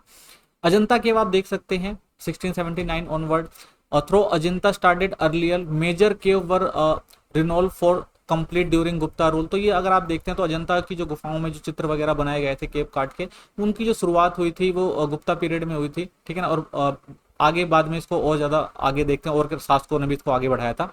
Well plan monastic complex with prayer halls and cells, तो आपको यहाँ पे बहुत सारे जो है प्लान तरीके से बनाए गए मोनेस्टिक दिखेंगे, कॉम्प्लेक्स है यहाँ पर, ठीक है ना, हॉल बनाए गए हैं, सेल बनाए गए हैं। Interior richly decorated with murals and sculpture, तो बहुत सारी आपको यहाँ पे अच्छे डिजाइन की डेकोरेटेड मूर्तियां और बहुत सारे स्कल्पचर जो है आपको यहाँ पे देखने को मिल जाते हैं। Sculpture during the Gupta period, sculpture की बात करते हैं तो sculpture in the Gupta period is regarded as high point of classical Indian art, balancing idealism and naturalism in spirituality. तो यहाँ पर देखें तो बहुत अच्छे से बैलेंस करके बनाया गया है, नेचुरलिटी और स्पिरिचुअलिटी को मिला के यहाँ पे जो भी चित्र आप देखते हैं वहाँ पे बनाए गए हैं। अगर हम कैरेक्टराइज करें तो स्कल्पचर बिकम मोर स्लेडर, ठीक है ना, ज्यादा आपको स्लेडर देखने को मिलेगा यहाँ पर, ग्रेसफुल ज्यादा है, और स्पिरिचुअलिटी एक्सपीरियंस आपको देखने को मिलेगा जब आप यहाँ पे देखेंगे स्कल्पचर को। इम्फेसिस ऑन कॉमनेस, बिल्कुल शांत, इनर स्पेस आपको दिखाई देगा, ठीक है ना, अंदर से शांति, डिवाइन ब्यूटी देखने को मिलेगी, एक दैविक सुंदरता यहाँ पर आपको देखने को मिलेगी। डिटेल ट्रीटमेंट ऑफ गारमेंट्स, तो यहाँ पर आप देखेंगे जो भी मूर्तियां बनाई गई, जो भी मूर्तियां बनाई गई हैं उनको जो भी वस्त्र वगैरह बनाए गए हैं वो बिल्कुल एकदम अच्छे से देखने को मिलेंगे, वेल डिजाइन बनाए जाते हैं, ठीक है ना। हेलोस हो गए या ऑर्नामेंट्स वगैरह जो भी उनको आभूषण वगैरह बनाए जाते हैं तो बहुत वेल डेकोरेट, बहुत अच्छे से बनाए जाते हैं, तो जो बिल्कुल सुंदर और आकर्षित दिखाई देते हैं। रिप्रेजेंटेशन ऑफ बुड like Vishnu, Shiva and Buddha in idealist human form, और ज्यादातर आप यहाँ पे देखेंगे जो बनाए गए हैं, जो भगवानों को लिया गया है इसके अंदर, जैसे विष्णु हो गए, शिव हो गए, बुद्ध हो गए, तो इन जो भी आइडियोलॉजी थी उसके आधार पर, यानी जिस रूप में उनको देखा जाता था, जिस रूप में उनको जाना जाता था, उसी आकार के रूप में ह्यूमन फॉर्म में उनको बनाया गया है, जो बहुत ही सुंदर दिखाई देते हैं। इंपॉर्टेंट एग्जाम्पल देखते हैं, standing Buddha front of Sarnath, तो बुद्धा को आप देखेंगे सारनाथ में जो बनाई गई है, सैंडस्टोन इमेज है, ठीक है, बिल्कुल काम दिखाई देती है आपको, कॉम्प्रेसनेटिव एक्सप्रेशन है बिल्कुल, ठीक है ना, तो कॉम्पोजिनेटिव एक्सप्रेशन आपको वहां पे दिखाई देगा। ट्रांसपेरेंट रोब एंड एलिगेंट बॉडी पोस्चर देखने को मिलेगा भाई, कि बिल्कुल जो कपड़े उन्होंने पहने वो ट्रांसपेरेंट दिखाई देते हैं, ठीक है ना, बॉडी जो है बिल्कुल साफ दिखाई देती है उसके अंदर। सिंबलाइज द सारनाथ स्टाइल, तो इसको जो बनाया गया वो सारनाथ स्टाइल में बनाया गया था। Note for serenity at smooth finish, ठीक है ना, बहुत ही स्मूथ फिनिश और बहुत अच्छी तरीके से बनाया गया है अगर आप इसको देखेंगे तो। Settled Buddha from Mathura, Mathura school continued but was refined under Gupta influence, तो देखते हैं भाई मथुरा पीरियड जो था वो गुप्ता टाइम से थोड़ा इन्फ्लुएंस हुआ। और Buddha shown with elongated earlobes, spiritual expression and lotus pedestal, अगर आप देखेंगे तो उनकी जो मूर्ति बनाई गई तो एक बड़े बड़े उनके कान आप देखेंगे जो बनाया गया, ठीक है ना, स्पिरिचुअल एक्सप्रेशन उनके देखने को मिलेंगे आपके, ठीक है ना, और उनको लोटस पेडेस्टल यानी उनको कमल के साथ जोड़कर दिखाया गया है, तो इस तरह से कह सकते हैं बहुत अच्छे तरीके से वेल डिजाइन तरीके से इसको बनाया गया है। हिंदू डिटाइज इन द देवगढ़ उदयगिरी, तो ऐसे हिंदू जो देवी देवता हैं देवगढ़ में और उदयगिरी में उनके चित्र आपको देखने को मिलेंगे, जैसे विष्णु हो गया, शिव हो गया, दुर्गा जी हो गई। Dynamic posture with mythological theme, तो माइथोलॉजिकल जो भी थीम है उसके आधार पर, ठीक है ना, जो भी उनके जो रूप रहे हैं माइथोलॉजिकल उसके आधार पर जो इनके चित्र बनाए गए हैं। तो symbolising marriage with the artist idealism, तो जो आर्टिस्ट की जो आइडिया होते हैं, जो उनकी सोच होती है, तो उसको मैनेज करते हुए कुछ सिंबलाइज करके ये चित्र बनाए जाते हैं, ठीक है। पेंटिंग मॉरल्स ऑफ अजंता, ऐसे पेंटिंग आप देखेंगे अजंता में जो बनाई गई। Gupta painting reach their zenith in form of murals in Ajanta, तो बहुत सारे मॉरल के ऊपर आप देखेंगे अजंता में बनाई गई है केव, जो स्पेशली 16 और 70 जो केव है आपको देखने को मिलेगी। तो इसके फीचर क्या है, यूज ऑफ टेम्परा टेक्निक, तो यहाँ पर टेम्परा जो टेक्निक है उसका, यानी पेंटिंग ऑन ड्राई प्लास्टर से बनाई गई है। रीच अर्थ कलर, यानी लगभग जो भी अर्थ पे जो भी आपको नेचुरल कलर दिखाई देते हैं, जैसे रेड और हो गया blue, green, white, black, yellow, इन सब चीजों से जो बनाया गया है जो बहुत अच्छे तरीके से दिखाई देती है। और नेचुरलिस्टिक डेपिशिएशन ऑफ ह्यूमन इमोशन, इसमें आपको ह्यूमन इमोशन भी देखने को मिलेगा, ठीक है ना, गेस्चर देखने को मिलेगा, ठीक है ना, और कॉट लाइफ भी देखने को मिलेगी। तो यानी एकदम कहा तो नेचुरली बनाई गई मूर्तियां हैं, ठीक है, जो नेचर से रिलेटेड जो भी चीजें होती हैं उन सबको आप इन मूर्तियों में देख सकते हैं। Delicate and graceful line, attention to eye, jewellery and fabric fold, तो आपको यहाँ पे उनके आंखों में, ठीक है, उनकी ज्वेलरी में, उनके जो कपड़े पहनने का स्टाइल है, उन सब चीजों को बेहतरीन तरीके से डिजाइन करके बनाया गया है, आप देख सकते हैं। इसमें थीम्स क्या है, तो जातक टेस्ट ज्यादातर आप देखेंगे, story of Buddha previous life, तो जो बुद्ध की जो पुराने जन्मों की जो भी कहानियां हैं जो जातक टेस्ट बनाई गई हैं, तो उसके आधार पर जो है बनाई जाती हैं। Episode from Buddha life, Buddha के जो भी जीवन रहे, उन्होंने जो जो काम किए, ठीक है ना, तो उन सब के आधार पर बनाया गया, यानी जैसे जैसे जब वो घर से निकले, जब उनको शिक्षा प्राप्त हुई, जब उनको निर्वाण प्राप्त हुआ, तो उनके आधार पर उसी आधार पर जो है चित्र आपको देखने को मिल जाएंगे। कोर्ट सीन्स, म्यूजिशियन, डांसर, डेवोकेट्स, तो ये सारी चीजें जो है आपको उस मूर्ति कला में सारी चीजें देखने को मिल जाती है पेंटिंग। फोकस सीन कौन से हैं, तो देखा जाए बोधिसत्व पदम पनी एंड अवलोकितेश्वर अजंता केव में आपको देखने को मिलेगा। जो बोधिस्व है, पद्मपनी है, तो इनकी जो चीज मूर्तियां आपको देखने को मिलेंगी। द डाइंग प्रिंसेस, ठीक है ना। तो बुद्धिस्ट की बात करते हैं तो जो पद्मनी और अवलोकितेश्वर है, यानी जब बुद्ध हैं वो बिल्कुल शांत मुद्रा में है, बिल्कुल अच्छे से देखा जाए तो वो तपस्या के उसमें है, मूड में है, तो शांत दिखाई दे रहे हैं, अच्छे दिखाई दे रहे हैं, ठीक है ना। तो इस तरह से उनकी जो मूर्ति को दिखाया गया है।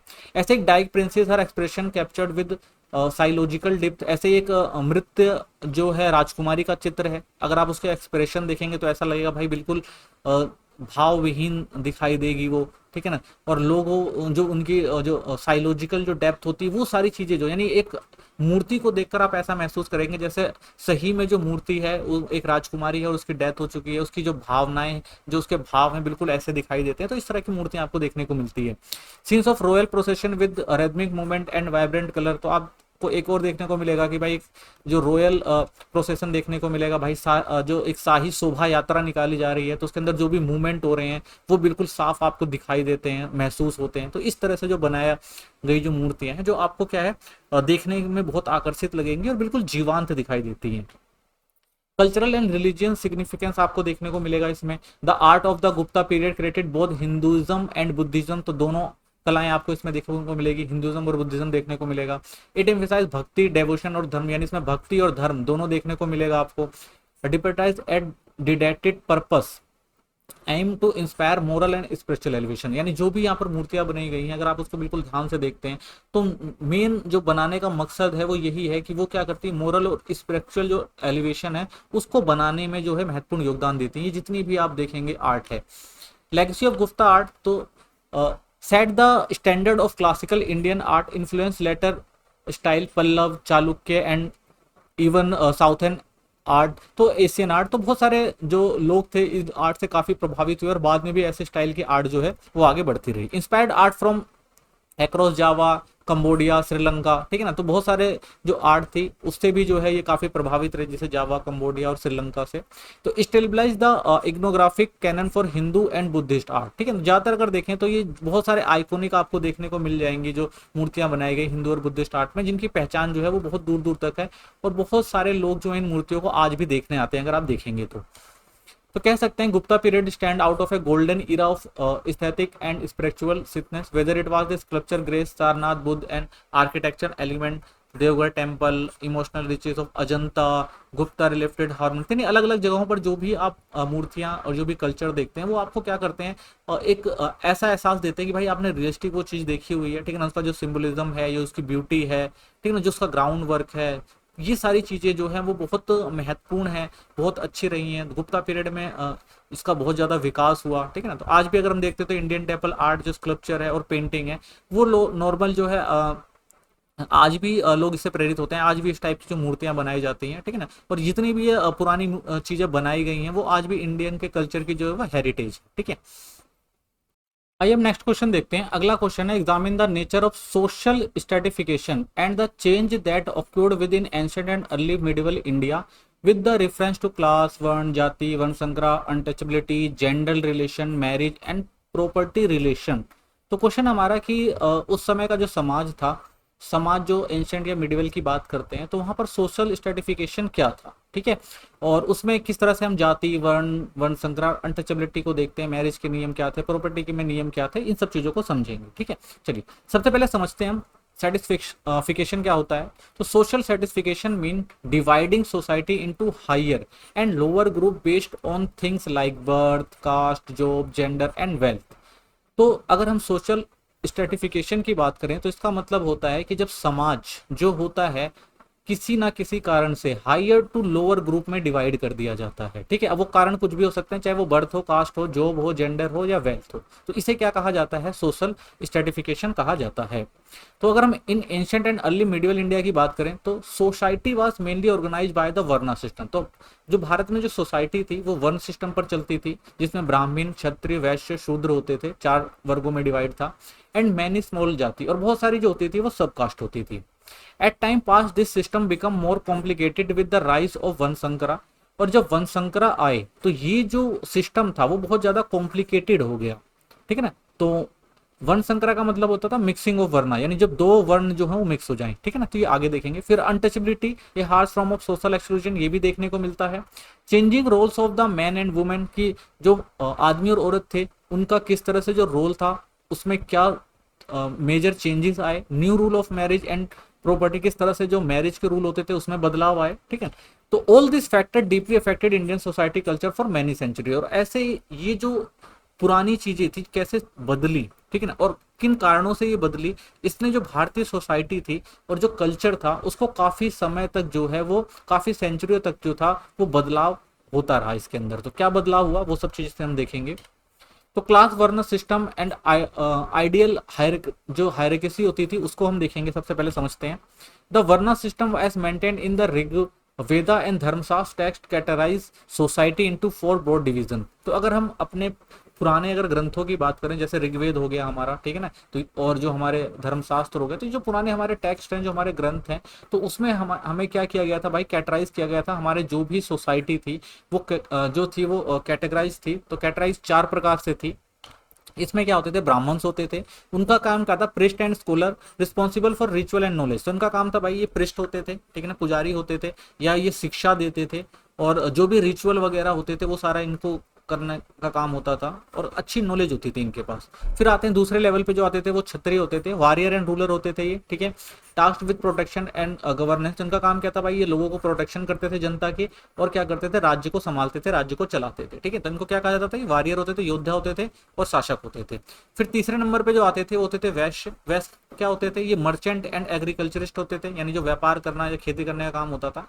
इनकी रिस्पॉन्सिबिलिटी ट्रेड करना था और इकोनॉमी को आगे बढ़ाना था।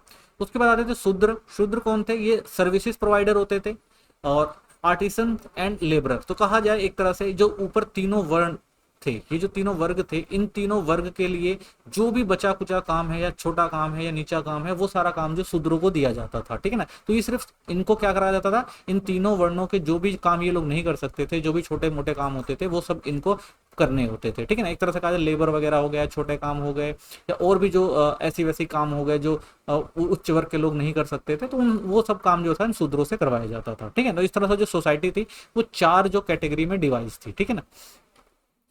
की फीचर क्या था इनका, तो वर्ना वास थ्योरेटिकली बेस्ड ऑफ क्वालिटीज, यानी जो ये वर्ण सिस्टम बनाया गया था, तो वर्ण सिस्टम जो था वो पूरा जो था वो थ्योरिकली था। थ्योरिकली क्यों था, क्योंकि उनकी क्वालिटी क्या है, यानी कि उनके गुण क्या है और ड्यूटीज उनके काम क्या है, तो उसके आधार पर ही जो है क्या करा जाता था, उनके वर्ण में रखा जाता था उनको। और ये केवल नॉट ऑन बर्थ, ठीक है, बर्थ के आधार पर नहीं था कि भाई कि अगर आप कोई काम कर रहे हो, कोई अगर काम बदल दोगे तो आपकी क्या होगी, जाति बदल जाएगी, ठीक है।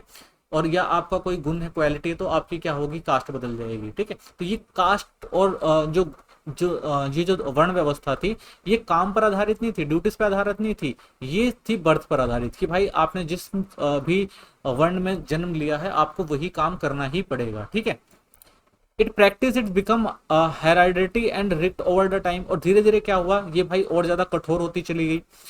Top the 3 varnas were considered twice born dvija and had access to education and Vedic ritual, ठीक है ना। तो जो ऊपर के जो 3 वर्ण थे वो तो सारे काम कर सकते थे भाई, वो जो भी पूजा पाठ हो गई, एजुकेशन वगैरह, या जो भी वैदिक रिचुअल हो गए, वो सारे काम ये तो कर सकते थे। लेकिन जो तीसरा वर्ण था उनको इन सब चीज की इजाजत भी नहीं दी जाती थी। जाति system functional and local structure, तो जाति सिस्टम था उस टाइम अगर देखा जाए तो। While varna represented in ideological division of society, जहां वर्ण ने क्या किया भाई, सोसाइटी को डिवाइड किया 4 तरह से। वहीं जो जाति सिस्टम था वार प्रैक्टिकल एंड लोकलाइज, जो जाति सिस्टम था वो प्रैक्टिकल था, ठीक है ना, और लोकलाइज था, यानी इसको जो है लोकल स्तर पर फॉलो किया जाता था। क्या फीचर थे, 1000 ऑफ जाति, जातियां जो हजारों की संख्या में थी, each link to specific occupation, और वो सारी किस पे जुड़ी हुई थी, अपने काम से जुड़ी हुई थी। Jatis were endogamies with strict rule on marriage and food sharing, तो भाई इसके जाति के जो नियम थे, ठीक है भाई, इसी जाति के अंदर जो होगा वो, यानी कोई भी जाति के बगैर शादी नहीं कर सकता था, बाहर कोई भी जाति के साथ शादी नहीं करेगा। स्ट्रिक्ट रूल बनाए गए थे, ठीक है ना, मैरिज के, यानी जो जाति के लोग थे वही क्या कर सकते थे, आपस में शादियां कर सकते थे, ठीक है ना, अपने खान पान रख सकते थे, ठीक है, या शादियां वगैरह कर सकते थे, तो ये सख्त नियम थे इनके। Jati provide a sense of identity, तो जाति जो थी वो लोगों की आइडेंटिटी से जुड़ी होती थी, उनके इकोनॉमिक सिक्योरिटी देती थी कि भाई आपका जो काम है वो ये इस जाति के हिसाब से आप काम करोगे। एंड सोशल कंट्रोल होता था, यानी सामाजिक क्या होता था, कंट्रोल, यानी इनको सामाजिक तौर पर जाति के आधार पर कंट्रोल किया जाता था, ठीक है ना। तो हर जाति जो थी अपने लोगों को कंट्रोल करती थी। रेगुलेटेड बाय कास्ट काउंसिल, तो इनके लिए क्या होती थी कि भाई कास्ट काउंसिल होती थी, जाति पंचायत होती थी विलेज के अंदर। जो भी नियम कायदे बनाए जाते थे जाति से संबंधित, उन सबको फॉलो करना पड़ता था, और उन सबको रेगुलेट कौन करती थी, ये जाति पंचायत करती थी। Over time jati identity overloaded varna specially during the early medieval period as society become more fragmented. लेकिन समय के साथ साथ क्या हुआ, जो जाति व्यवस्था थी वो थोड़ी कमजोर पड़ने लगी, ठीक है। क्यों कमजोर पड़ने लगी, क्योंकि बहुत सारी ऐसी सोसाइटियां भी उभर कर आई जिनको जाति व्यवस्था में शामिल करना थोड़ा मुश्किल हो गया था। जैसे वर्ण संकरा की बात करते हैं, mixed caste and social anxiety था ये। तो वर्ण संकरा किन्हें कहा जाता था, refer to intermixing varna through the marriage and social instruction, यानी उच्च जो 4 वर्ग में से जो नियम बनाए गए थे विवाह के या जो भी नियम थे, उन नियमों को इन्होंने पालन ना करके एक वर्ण ने दूसरे वर्ण में शादी कर ली, ठीक है ना। जैसे मान लीजिए वैश्य की शादी शूद्र से हो गई, ठीक है, तो वो क्या बन गया, वो इंटरमिक्सिंग हो जाती थी, ठीक है, तो उसे क्या कहा जाता, वर्ण संकरा कहा जाता था। इसके कारण क्या थे, तो अर्बनाइजेशन एंड माइग्रेशन, तो मेन कारण यही था भाई कि जब अर्बनाइजेशन हुआ या एक जगह से लोग दूसरी जगह गए, तो वो जातियों में इतना ज्यादा ध्यान नहीं दिया उन्होंने, और क्या किया भाई, उस क्षेत्र में जो भी लोग उनसे मिले उन्होंने वैवाहिक संबंध बना लिए, ठीक है ना, शादी कर ली। तो इसका मतलब क्या था भाई, तो वर्ण संकरा, तो उसे क्या कहा गया, वर्ण संकरा कहा गया, क्योंकि एक जाति या एक जो भी वर्ग है वो दूसरे वर्ण में अगर शादी कर ले तो वो क्या हो जाता था, वो मिक्स इंटरमिक्सिंग हो जाती थी, जिसे वर्ण संकरा कहा जाता था। Decline of strict varna boundaries, ठीक है ना। और इन्होंने क्या किया, जब भाई एक वर्ण सिस्टम बनाया गया था तो शहरों में जो अर्बन एरिया थे वहां पे क्या कर दिया गया, इनको फॉलो करने से इनकार कर दिया, ठीक है। जैसे आज भी अगर आप देखते हैं भाई कि गांव में जो है वो जाति व्यवस्था या वर्ण व्यवस्था आज भी देखने को मिलती है, लेकिन यहाँ आप शहरों में आते तो इन सब चीजों को कहाँ मानते हैं। तो वैसे ही जब अर्बनाइजेशन हुआ तो उन लोगों ने भी क्या किया, ये जो सिस्टम था, इस सिस्टम को मानने से इनकार कर दिया। Rise of new profession not cover traditional varna system, और बहुत सारे तो ऐसे भी लोग उभर कर आए जिनका प्रोफेशन अलग होता था। अब उन प्रोफेशन के लोगों को वर्ण सिस्टम में कैसे कैटेगराइज किया जाए, ये भी एक बड़ी समस्या देखने को मिली। कॉन्सिक्वेंसेस क्या हुए, तो धर्मशास्त्र text like Manusmriti condemned varna sankara as a threat to the social order, ठीक है। तो धर्म टेक्स्ट की बात करते हैं तो भाई मनुस्मृति में तो वर्ण संकरा को भाई रखा ही नहीं जाता था, उनको तो गलत माना जाता था। लेकिन फिर क्या हुआ, लोगों ने इसको मानने से इनकार कर दिया। Created new mix caste intermediate jati often with the low status, तो उसके बाद क्या हुआ भाई, जो मिक्स जाति होती थी, ठीक है ना, और जो इंटरमीडिएट जातियां होती थी उनको क्या रखा गया, लो स्टेटस का ही माना गया, ठीक है, उनको लो स्टेटस में रखा गया। Strengthen the rigidity of asserting caste boundaries, ठीक है। तो बहुत सारे जो थे सख्त नियम बनाए गए, ठीक है ना, कास्ट की बाउंड्रियों को वो करने के लिए कि भाई ये कोई भी जो है वो बाहर शादी ना करे, किसी दूसरे वर्ण में शादी ना करे, तो इसके बहुत सारे जो थे कठोर नियम भी बनाए गए थे। Untouchability social exclusion and stigma, तो अनटचेबिलिटी का मतलब होता था भाई छुआछूत, यानी कि जो नीचे वर्ग जाति के लोग होते थे, नीचे वर्ण के लोग होते थे, उनको छूना भी अशुभ माना जाता था। The development of untouchability as social institution further stratified society specially from later Vedic and early medieval, तो आपको लेटर वैदिक और अर्ली मिडिवल टाइम में ये देखने को मिलता है। Certain jatis like Chandal, Doms and Svapakas were labelled untouchable, तो इनको क्या कहा जाता था भाई, अनटचेबल, यानी जो भी जाति थी, चांडाल थे, जो भी डोम थे, ठीक है ना, और सवापेकस थे, इनको क्या कहा जाता था भाई, ये क्या है, अनटचेबल, इनको छूना भी जो है वो पाप है। डिनाइड एंट्री टू टेम्पल, इनको टेम्पल में नहीं आने दिया जाता था। एक्सेस टू वेल, इनको जो कुएं होते थे पानी नहीं भरने दिया जाता था। रेसिडेंस इन विलेज में नहीं रह सकते थे ये लोग, ठीक है ना, इनको एजुकेशन तक नहीं लेने का अधिकार होता था। Association with occupation considered polluting, इनको क्या समझा जाता भाई, ये पोल्यूटिंग है, यानी ये अछूत हैं और इनको छूने से क्या हो जाएंगे, हम भी खराब हो जाएंगे, ठीक है ना, तो इसलिए इनको क्या रखा जाता था, दूर रखा जाता था। इनका काम क्या था भाई, हैंडलिंग क्रॉप्स, यानी जो भी लोग मर जाते थे, ठीक है ना, उनको दफनाने का काम होता था, ठीक है। एनिमल जो थे उनको दफनाने का काम, या उन एनिमल जो थे उनके एनिमल की खाल का जो है ये लोग यूज वगैरह किया करते थे, ठीक है, उनकी खाल वगैरह उतारते थे, तो ये उनका काम था। जस्टिफिकेशन, तो रिलीजियस टेक्स्ट में जस्टिफिकेशन दिया गया था इसका कि framed untouchability as a result bad karma और इम्प्रूव वर्थ, तो भाई जो अनटचेबिलिटी थी उसको जो रिलीजियन टेक्स्ट में मान्यता दी गई थी, कहा गया था ये जो होता है किस वजह से होता है, बैड कर्म, यानी जिन्होंने गलत काम किए इस वजह से होता है, ठीक है ना, और इम्प्रूव बर्थ, ठीक है। तो इस वजह से क्या कहा जाता है भाई, इनका जो कर्म है वही खराब है, ठीक है। इन्होंने निम्न कुल में जन्म लिया है, इम्प्योर जन्म लिया है, तो इसीलिए जो है इनकी ये स्थिति है। reinforced by the brahmical orthodox and ritual purity concept, ठीक है। तो ये कहाँ से निकल आया था, कहा जाए तो ये ब्राह्मिकल जो ऑर्थोडॉक्स आइडियोलॉजी थी, जो उनकी थी, उनके आधार पर जो है इनको इस कॉन्सेप्ट में रखा गया था।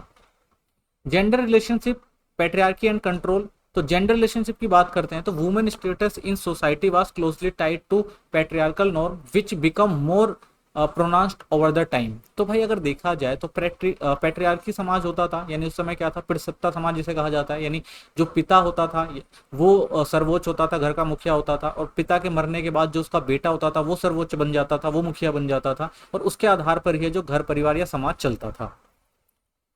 इन वैदिक पीरियड की अगर हम बात करते हैं तो women had relatively higher status. वहीं अगर हम वैदिक पीरियड की बात करें तो महिलाएं जो थी उनको हायर स्टेटस था, लेकिन some access to education, property and public ritual, यानी उनको भाई एजुकेशन, प्रॉपर्टी और जो भी पब्लिक रिचुअल होते थे उनमें मान्यता दी जाती थी। अगर प्रेजेंस ऑफ फीमेल सेजिस की बात करें तो उस समय आप देखेंगे गार्गी हो गई, मैत्री हो गई, तो उनको ये सारे अधिकार दिए गए थे। लेकिन लेटर डेवलपमेंट, लेकिन उसके बाद क्या होता है, Manusmriti and other text emphasise female ordination, यानी उसके बाद जब मनुस्मृति आती है और भी जो टेक्स्ट आते हैं उसमें फीमेल जो थे उनको जो है कहा गया कि भाई उनको किसी ना किसी के अधीन रहना पड़ेगा, ठीक है ना, वो खुद इंडिपेंडेंट नहीं है।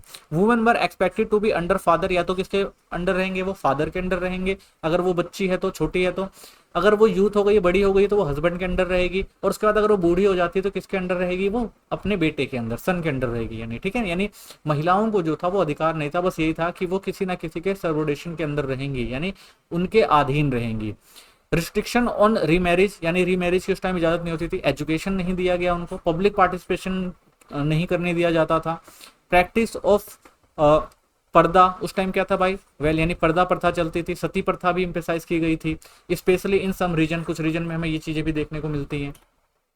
मैरिज और रिलेशन की बात करते हैं, एंडोगेमी और पैट्रियार्कल नॉर्म था उस टाइम, यानी कि मैरिज जो थी वो एंशिएंट इंडिया की बात करें तो mainly personal affair but A social and religious obligation. तो भाई ये पर्सनल मैटर होता था, शादी किया जाए तो एक परिवार का मामला होता था, लेकिन इसमें सोशल और रिलीजन जो चीजें थी उनका ध्यान रखना बहुत जरूरी होता था, ठीक है ना। फीचर क्या थे, एंडोगेमी विद इन जाति बट एक्सोगेमी विद इन गोत्र। तो भाई जाति के अंदर तो एंडोगेमी था कि भाई अंतर जातीय विवाह तो हो सकता था, लेकिन अगर हम एक्सोगेमी जो था वो गोत्र के बाहर ही विवाह होता था, ठीक है ना। इस बात, यानी जाति के अंदर तो शादी हो सकती थी, लेकिन जो शादी होती थी वो गोत्र के बाहर करनी इंपॉर्टेंट थी, ठीक है, समझे। यानी जाति में तो कोई शादी कर सकता है क्योंकि बहुत सारी जातियां होती थी, लेकिन क्योंकि जो गोत्र होते थे, अगर सेम गोत्र है तो सेम गोत्र में शादी करने का प्रावधान नहीं था, ठीक है ना।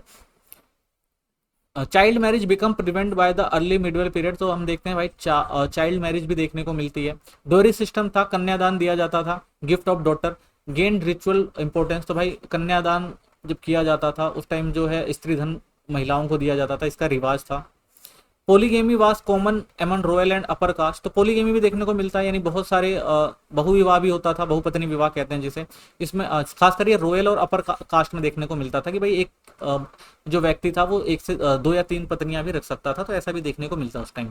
विडो रीमैरिज डिस्करेज थी, यानी कि अगर कोई विधवा है तो उसकी शादी नहीं करी जाएगी, स्पेशली अमंग हायर कास्ट। तो हायर कास्ट में तो बिल्कुल ही अलाउड नहीं था कि अगर कोई महिला जो है विडो है उसकी शादी करी जाए।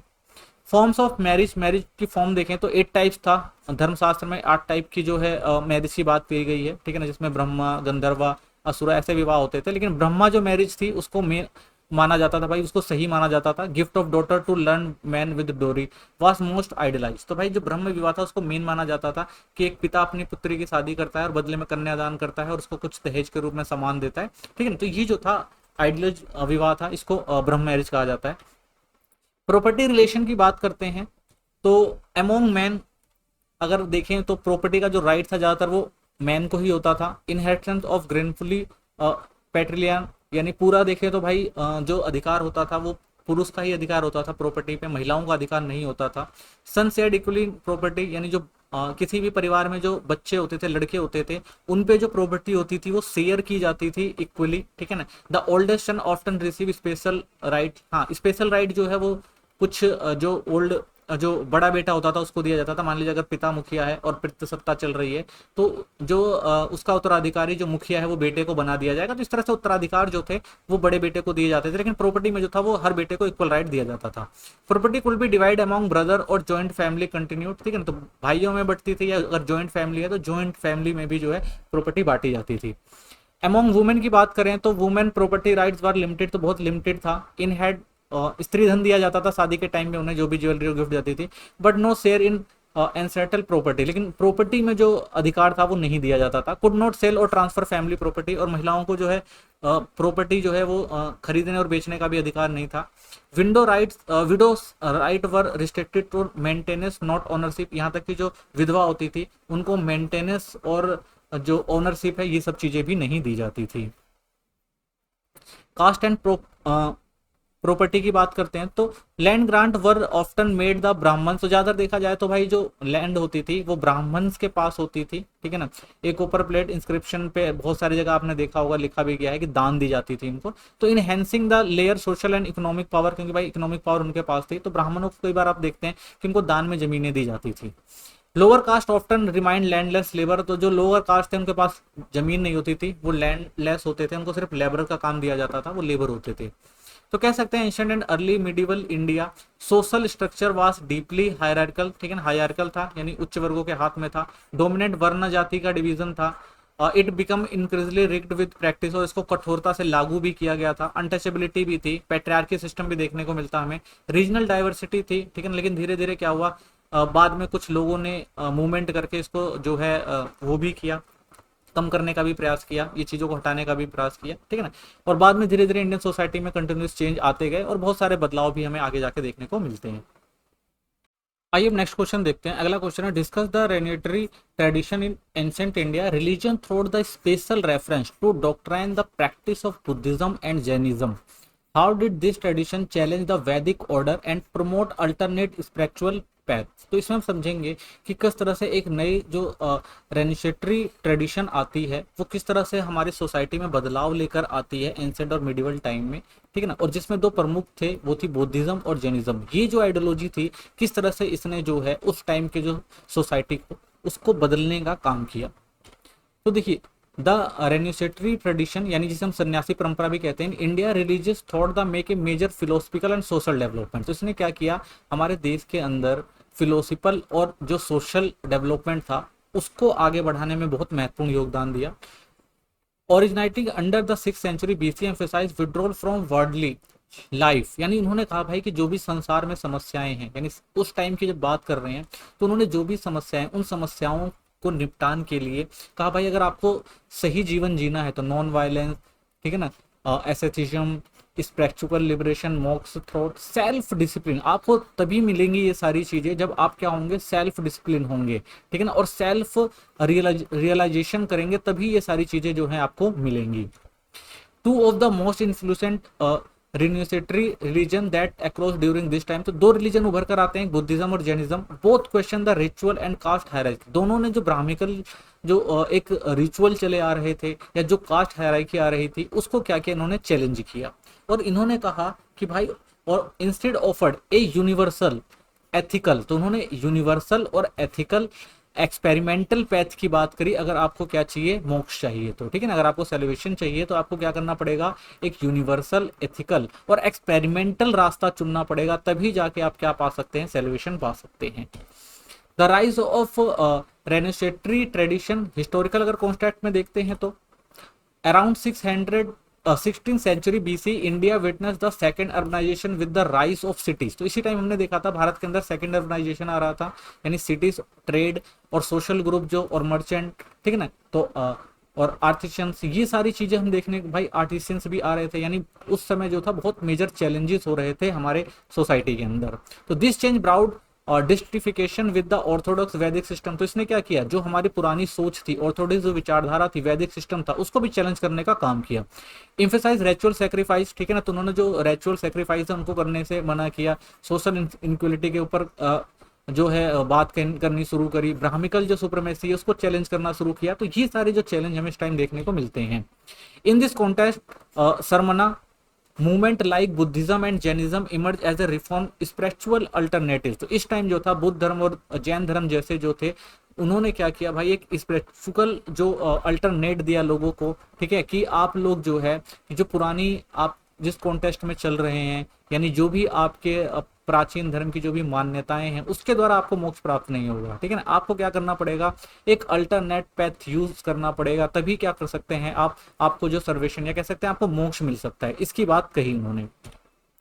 Core principle of the renunciatory tradition, तो इसके कोर प्रिंसिपल क्या थे, तो बौद्ध और Jainism Buddhism shared several core feature of the renunciatory tradition. तो उन्होंने कुछ कोर प्रिंसिपल या कुछ ऐसी बातें कहीं जो सबको माननी पड़ेगी, और दोनों लगभग काफी मिलती जुलती थी, जैसे rejection of ritual sacrifice Yojana and priestly intermediaries. तो उन्होंने कहा भाई कि जो ये यज्ञों की जो परंपरा है इसको आपको छोड़ना पड़ेगा, बदलना पड़ेगा, ये गलत है, ठीक है ना। और जो भी आपने अपने मुक्ति के रास्ते में जो भी आपने ये प्रिस्टली जो भी आप कर्म करते हैं, यानी जो भी आपके पुजारी वगैरह जो आपके लिए जो भी मध्यस्थता की भूमिका निभाते हैं, ये सब चीजें गलत हैं। एम्फेसिस ऑन अहिंसा, non violence and self discipline. तो उन्होंने भाई अहिंसा की बात कही और सेल्फ डिसिप्लिन रहने की बात करी। फोकस और इंडिविजुअल कर्म एंड इथिकल कंडक्ट। तो उन्होंने कहा भाई अपने कर्मों पर ध्यान दो, नैतिकता पे ध्यान दो। Belief in rebirth and liberalisation. तो उन्होंने कहा भाई कि जो रीबर्थ है और जो मोक्ष है वो तभी मिलेगा जब आप अच्छे कर्म करोगे, ठीक है ना। तो उनके लिए उन्होंने बिलीफ दिलाने का काम किया। Encouragement of monastic life. तो उन्होंने कहा भाई कि आपको क्या करना है, एक सन्यासी का जीवन जीना पड़ेगा, तभी आपको क्या है मोक्ष मिल सकता है। Valued detachment from worldly pleasure and possession. तो उन्होंने कहा भाई कि जो भी आप जो इस संसार के अंदर जो भी आपके सुख सुविधाएं हैं उन सबको आपको छोड़ना पड़ेगा, ठीक है, तभी क्या है आप जो है एक अच्छे मोक्ष के रास्ते पर जा सकते हो। तो ये उनकी कुछ मान्यताएं थी। Jainism path of extreme asceticism. इन्होंने कहा भाई कि अगर आपको मोक्ष प्राप्त करना है तो आपको क्या करना पड़ेगा, कठिन त्याग करना पड़ेगा, ठीक है ना। अगर आप कठिन त्याग कर रहे हैं तभी जाके आपको क्या मिल सकता है, मोक्ष मिल सकता है। तो ये कठिन तप की बात करते हैं। फाउंडर कौन थे इनके, ट्रेडिशनल एट्रीब्यूशन टू महावीर। कहा जाता है कि भाई कि जो बौद्ध जो जैन धर्म था उसको प्रसारित करने या उसको आगे बढ़ाने का काम जो था वो महावीर का था, जो 24 तीर्थकर थे जैन धर्म के, ठीक है ना। तो ये 24वें जो थे शिक्षक कह सकते हो आप इनको, तीर्थकर कह सकते हो, जिन्होंने जो है जैन धर्म को बहुत आगे बढ़ाया था। Code doctrine. तो इनकी मुख्य सिद्धांत क्या थे, सबसे पहले अहिंसा की बात करते हैं, यानी non violence, never harm any living being, not even टिनी insect and germ, this is the most important rule in Jainism. तो जैनिज्म का मुख्य रूल यही था भाई किसी को भी, यानी जिसके अंदर भी जीवन है उसको आपको नुकसान नहीं पहुंचाना है, चाहे वो कोई इंसेक्ट हो या कोई पत्थर ही क्यों ना हो, ठीक है ना। और उसके बाद अनेकतावादा, यानी मैनी साइड ट्रूथ। वो कहते हैं भाई truth is not one side, जो सत्य होता है वो कभी एक साइड नहीं होता। Different people can see different part of truth. तो उन्होंने कहा भाई एक सच को आप अलग अलग अलग नजरिए से देख सकते हैं। सैवदना सैदवादा, यानी conditional view point, every statement is partially true depending on this situation. तो कह रहे भाई हर कहा हुआ जो होता है वो सत्य होता है, लेकिन डिपेंड ये करता है कि आप उसे किस तरह से देख रहे हैं, सिचुएशन क्या है। तो truth is also relative not absolute. तो जो ट्रूथ होता है वो हमेशा रिलेटिव होता है, लेकिन हमेशा एब्सोल्यूट हो, सही हो, ये सत्य नहीं है। Karma, karma is seen as a physical substance that stick to the soul because of our action and desire. तो कहते हैं भाई कर्म जो हम जो भी कुछ करते हैं उन सब पे हमारे कर्म का बहुत ज्यादा फर्क पड़ता है। तो इसलिए जो कर्म होने चाहिए वो हमेशा अच्छे होने चाहिए। अगर आप जितना अच्छा कर्म करेंगे, ठीक है ना, अगर मोर कर्म आपके ज्यादा हैं तो आपके रीबर्थ भी जो होंगे वो ज्यादा होंगे। Goal is to free the soul from karma to attend moksha. अगर आपको क्या करना है भाई, अपनी आत्मा को मोक्ष प्राप्त करना है तो आपको अपने कर्म जो है वो बिल्कुल सही करने पड़ेंगे, अच्छे कर्म करने पड़ेंगे, नहीं तो आप जितने ज्यादा बुरे कर्म करेंगे उतना ज्यादा आपको धरती पे जन्म लेना पड़ेगा। ये उनकी मान्यता थी, ठीक है। तो प्रैक्टिस की बात करें तो जो प्रैक्टिस थी 5 ग्रेट वो थे इनके, ठीक है। महा व्रत की बात करते हैं, वो जिनको फॉलो करना होता था जो जैन धर्म से जुड़ते थे। सबसे पहले अहिंसा नॉन वायलेंस, फिर सत्य, फिर आस्था नो स्टेलिंग चोरी नहीं करना, ब्रह्मचर्य का पालन करना, ठीक है ना, अभ्रिगार यानी त्याग करना, जितनी जरूरत है उतना ही लेना, उससे ज्यादा ना लेना, ठीक है ना। तो ये सारी जो थी उनकी मान्यताएं थी। स्ट्रिक्ट एक्सट्रीजम, फास्टिंग, ठीक है ना, और मिनिमल पोसेशन। तो उनका था भाई फास्टिंग करो, ज्यादा से ज्यादा तप करो, ये उनकी मान्यताएं थी। Renunciation of family and social life, pursue liberalisation, ठीक है ना। कह रहे भाई जब आप संसार और फैमिली छोड़ दोगे तभी आपको क्या मिलेगा, मोक्ष मिलेगा, तभी आपको मोक्ष मिलेगा, ये वो बात कहते हैं। कंट्रीब्यूशन टू रिनसिनेटरी ट्रेडिशन, तो कंट्रीब्यूशन क्या रहा, Jainism present extra extremism in the path of the moksha, तो ये थोड़ा ज्यादा ही कठोर तप वाला मार्ग था, ठीक है ना, मोक्ष प्राप्त करने का जो जैनिज्म ने बताया। It offer reason discipline for self purification और डिटैचमेंट, तो उन्होंने कहा भाई कि अगर आपको मोक्ष प्राप्त करना है तो आपको ज्यादा डिसिप्लिन रहना पड़ेगा, फोकस रहना पड़ेगा, ठीक है ना, प्योर रहना पड़ेगा, तभी जो है और इस रास्ते पे आप चल सकते हैं मोक्ष के रास्ते पर, ठीक है ना, जो थोड़ा कठिन होगा। इट चैलेंज वैदिक ऑर्थोडॉक्सी, यानी जो पुरानी ऑर्थोडॉक्स विचारधारा थी जो भी थी उन सबको इन्होंने चैलेंज किया। Denying the authority of Veda and ब्राह्मण, तो उन्होंने वेद और जो ब्राह्मण की जो टेक्स्ट थे इन सबको मानने से इनकार कर दिया, ठीक है। बुद्धिज्म द मिडिल पैथ, जो बुद्धिज्म था वो मिडिल पैथ की बात करता है, यानी ना ज्यादा कठोर होना चाहिए ना ज्यादा सरल होना चाहिए, तो मध्यम मार्ग के द्वारा भी मोक्ष प्राप्त किया जा सकता है, ये बुद्धिज्म की आइडियोलॉजी थी। फाउंडर कौन थे, गौतम बुद्ध थे। इसका जो टाइम पीरियड देखें तो 563 टू 483 बीसी था। तो क्षत्रिय प्रिंस थे ये, यानी क्षत्रिय कुल में इनका जन्म हुआ था, ये राजकुमार हुआ करते थे। who renewed his place life in search of truth, तो उन्होंने सच के तलाश में ये जो भी प्लेस वगैरह थे या जो भी महल वगैरह था उन सबको छोड़ दिया इन्होंने, ठीक है ना, और सत्य की तलाश में निकल चुके। कोर डॉक्ट्रिन्स, तो इनकी मुख्य मान्यताएं क्या थी, तो फोर नोबल ट्रुथ की बात करते हैं। Life is full of suffering, उन्होंने कहा भाई जो पूरी लाइफ है वो दुखों से भरी हुई है। Suffering is post for Dzire, suffering लोग क्यों करते हैं, क्योंकि वो अपनी इच्छाओं को पूरा करना चाहते हैं, डिजायर ही जो उनके दुख का कारण है। एंडिंग डिजायर एंड सफरिंग, उन्होंने कहा भाई अगर आप अपनी डिजायर को खत्म कर देंगे तो आपकी जो भी समस्याएं वो खुद ब खुद खत्म हो जाएंगी। The way to end desire is the 8 path, तो उन्होंने कहा इसके लिए आपको 8 रास्तों पर चलना होगा, ठीक है। तो ये जो 8 रास्ते बताए थे गौतम बुद्ध ने वो थे भाई कि पहले तो आप लग्जरी छोड़ दो, ठीक है ना, और हार्डशिप करो, मेहनत करो। तो इन 8 स्टेप में कहते हैं राइट अंडरस्टैंडिंग, यानी knowing the truth about life, कि भाई अपने लाइफ के जो जीवन का लक्ष्य है उसको समझो। अंडरस्टैंडिंग द 4 नोबल ट्रूथ, जो 4 नोबल ट्रूथ बताए उनको फॉलो करो।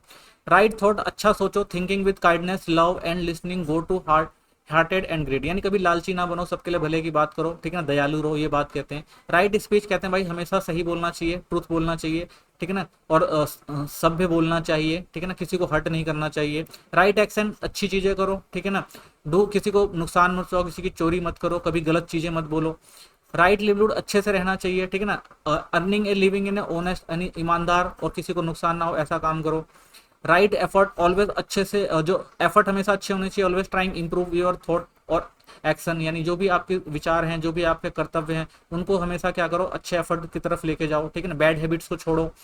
राइट मिंडफुलनेस, यानी being aware of your thing, यानी हमेशा सावधान रहो कि आप क्या सोच रहे हो, क्या थिंकिंग है, ठीक है ना। Living in the present moment, यानी भूत और वर्तमान में नहीं जीना चाहिए, भविष्य में जीना चाहिए, ये उनकी मान्यता थी। राइट कंस्ट्रक्शन, यानी focusing the mind through meditation, यानी अगर आपको अपने माइंड को अच्छा रखना है तो आपको मेडिटेशन करना चाहिए, ठीक है ना।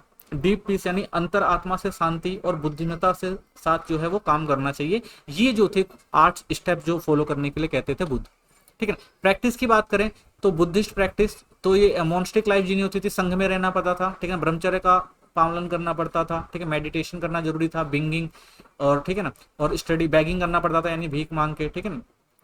और मेडिटेशन एंड माइंडफुलनेस, यानी control inner peace and wisdom, यानी अपने अंदर की जो शांति है उसको महसूस करो, ठीक है ना, बुद्धिमत्ता से कोई भी चीजों को। इथिकल कंडक्ट की बात करते हैं, यानी अच्छा बोलो, ठीक है ना, अच्छा करो, ठीक है ना, अच्छे से जीवन जियो। ले फॉलोवर, प्रैक्टिस दान चेत एंड फॉलो पंचशील, तो वो 5 जो मोरल वैल्यू थी उनको जीने की बात करते हैं, ठीक है ना, चैरिट दान देने की बात करते हैं लोगों को। Contribution to the renunciatory tradition, तो इनका क्या कंट्रीब्यूशन रहा, Buddha promoted rational compassionate and non ritualistic path of celebration, तो उन्होंने कहा भाई अगर आपको मोक्ष प्राप्त करना है तो आपको बिल्कुल साधारण जीवन जीना पड़ेगा, ठीक है ना, और अध्यात्म में जीना पड़ेगा, ये उनकी कुछ मान्यताएं थी। एम्फेसाइज एथिकल कंडक्ट, उन्होंने कहा भाई कि आपको जो भी नैतिक चीजें उनको फॉलो करना पड़ेगा, माइंड को शांत रखना पड़ेगा, मेडिटेशन करना बहुत जरूरी है, ठीक है ना, लोगों में विश्वास रखना, अपने में विश्वास रखना जरूरी है। रिजेक्टेड द कास्ट सिस्टम, उन्होंने कास्ट सिस्टम को रिजेक्ट किया। ओपनिंग द स्पिरिचुअल पैथ, उन्होंने कहा भाई अध्यात्म के रास्ते पर चलोगे तभी आपको मोक्ष मिलेगा। ऑल क्लासेस एंड जेंडर, तो जितने भी क्लास के लोग थे, जितने भी जेंडर के लोग थे, वो सब जो थे उनके साथ इस रास्ते पर आए, ठीक है ना, उन्होंने इनको फॉलो किया। क्रिटिक ऑफ वैदिक रिलीजन एंड ब्राह्मणिज्म, तो उन्होंने भाई जो भी जो ब्राह्मण जो रिलीजन था या जो भी चीजें थी उनको उन्होंने सही नहीं माना, जो उनकी टेक्स्ट थे या जो भी उनकी बात थी उनको सबको रिजेक्ट किया इन्होंने।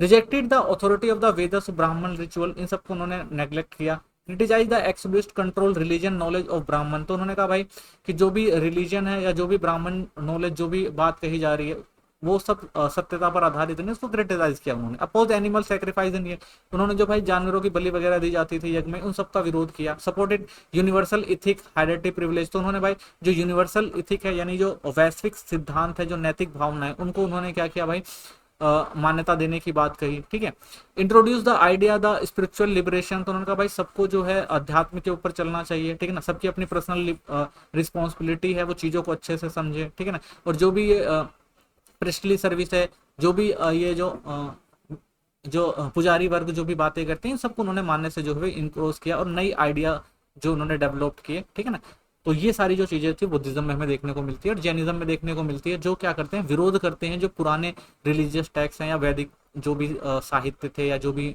जो पुराने नियम थे, ब्राह्मणीय नीति थे, इन सबका इन्होंने विरोध किया। Impact on Indian society culture, तो इंडियन सोसाइटी पर क्या इसका इफेक्ट पड़ा। प्रमोटेड मोनेस्टिक इंस्टीट्यूशन, मठ विहार जो थे वो काफी ज्यादा उस टाइम फेमस हुए, लोग वहां जाने लगे। विच बिकम सेंटर वो लर्निंग, फिलोसफी और डिबेट का जो ये केंद्र बने।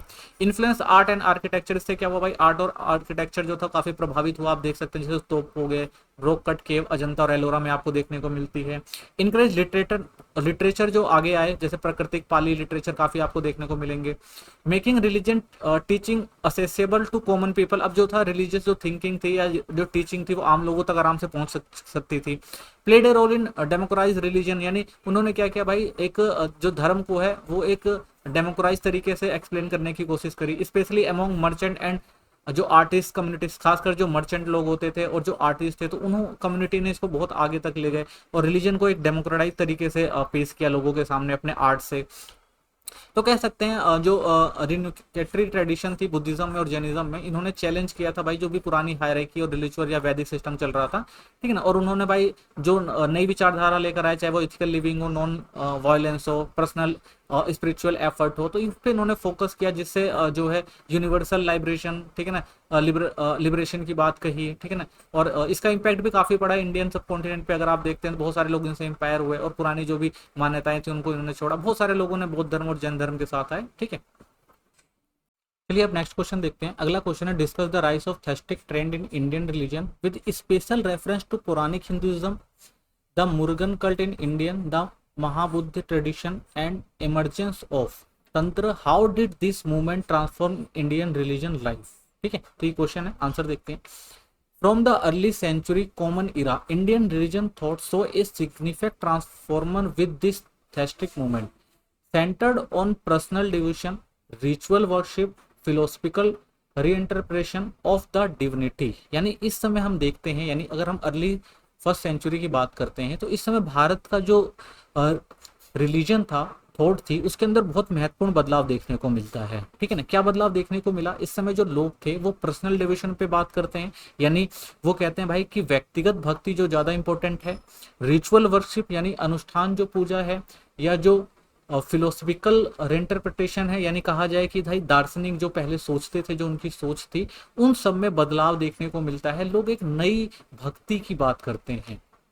दिस इंक्लूड पुरानिक हिंदुइज्म, तो ये हमें पुरानिक हिंदुइज्म में भी देखने को मिलता है।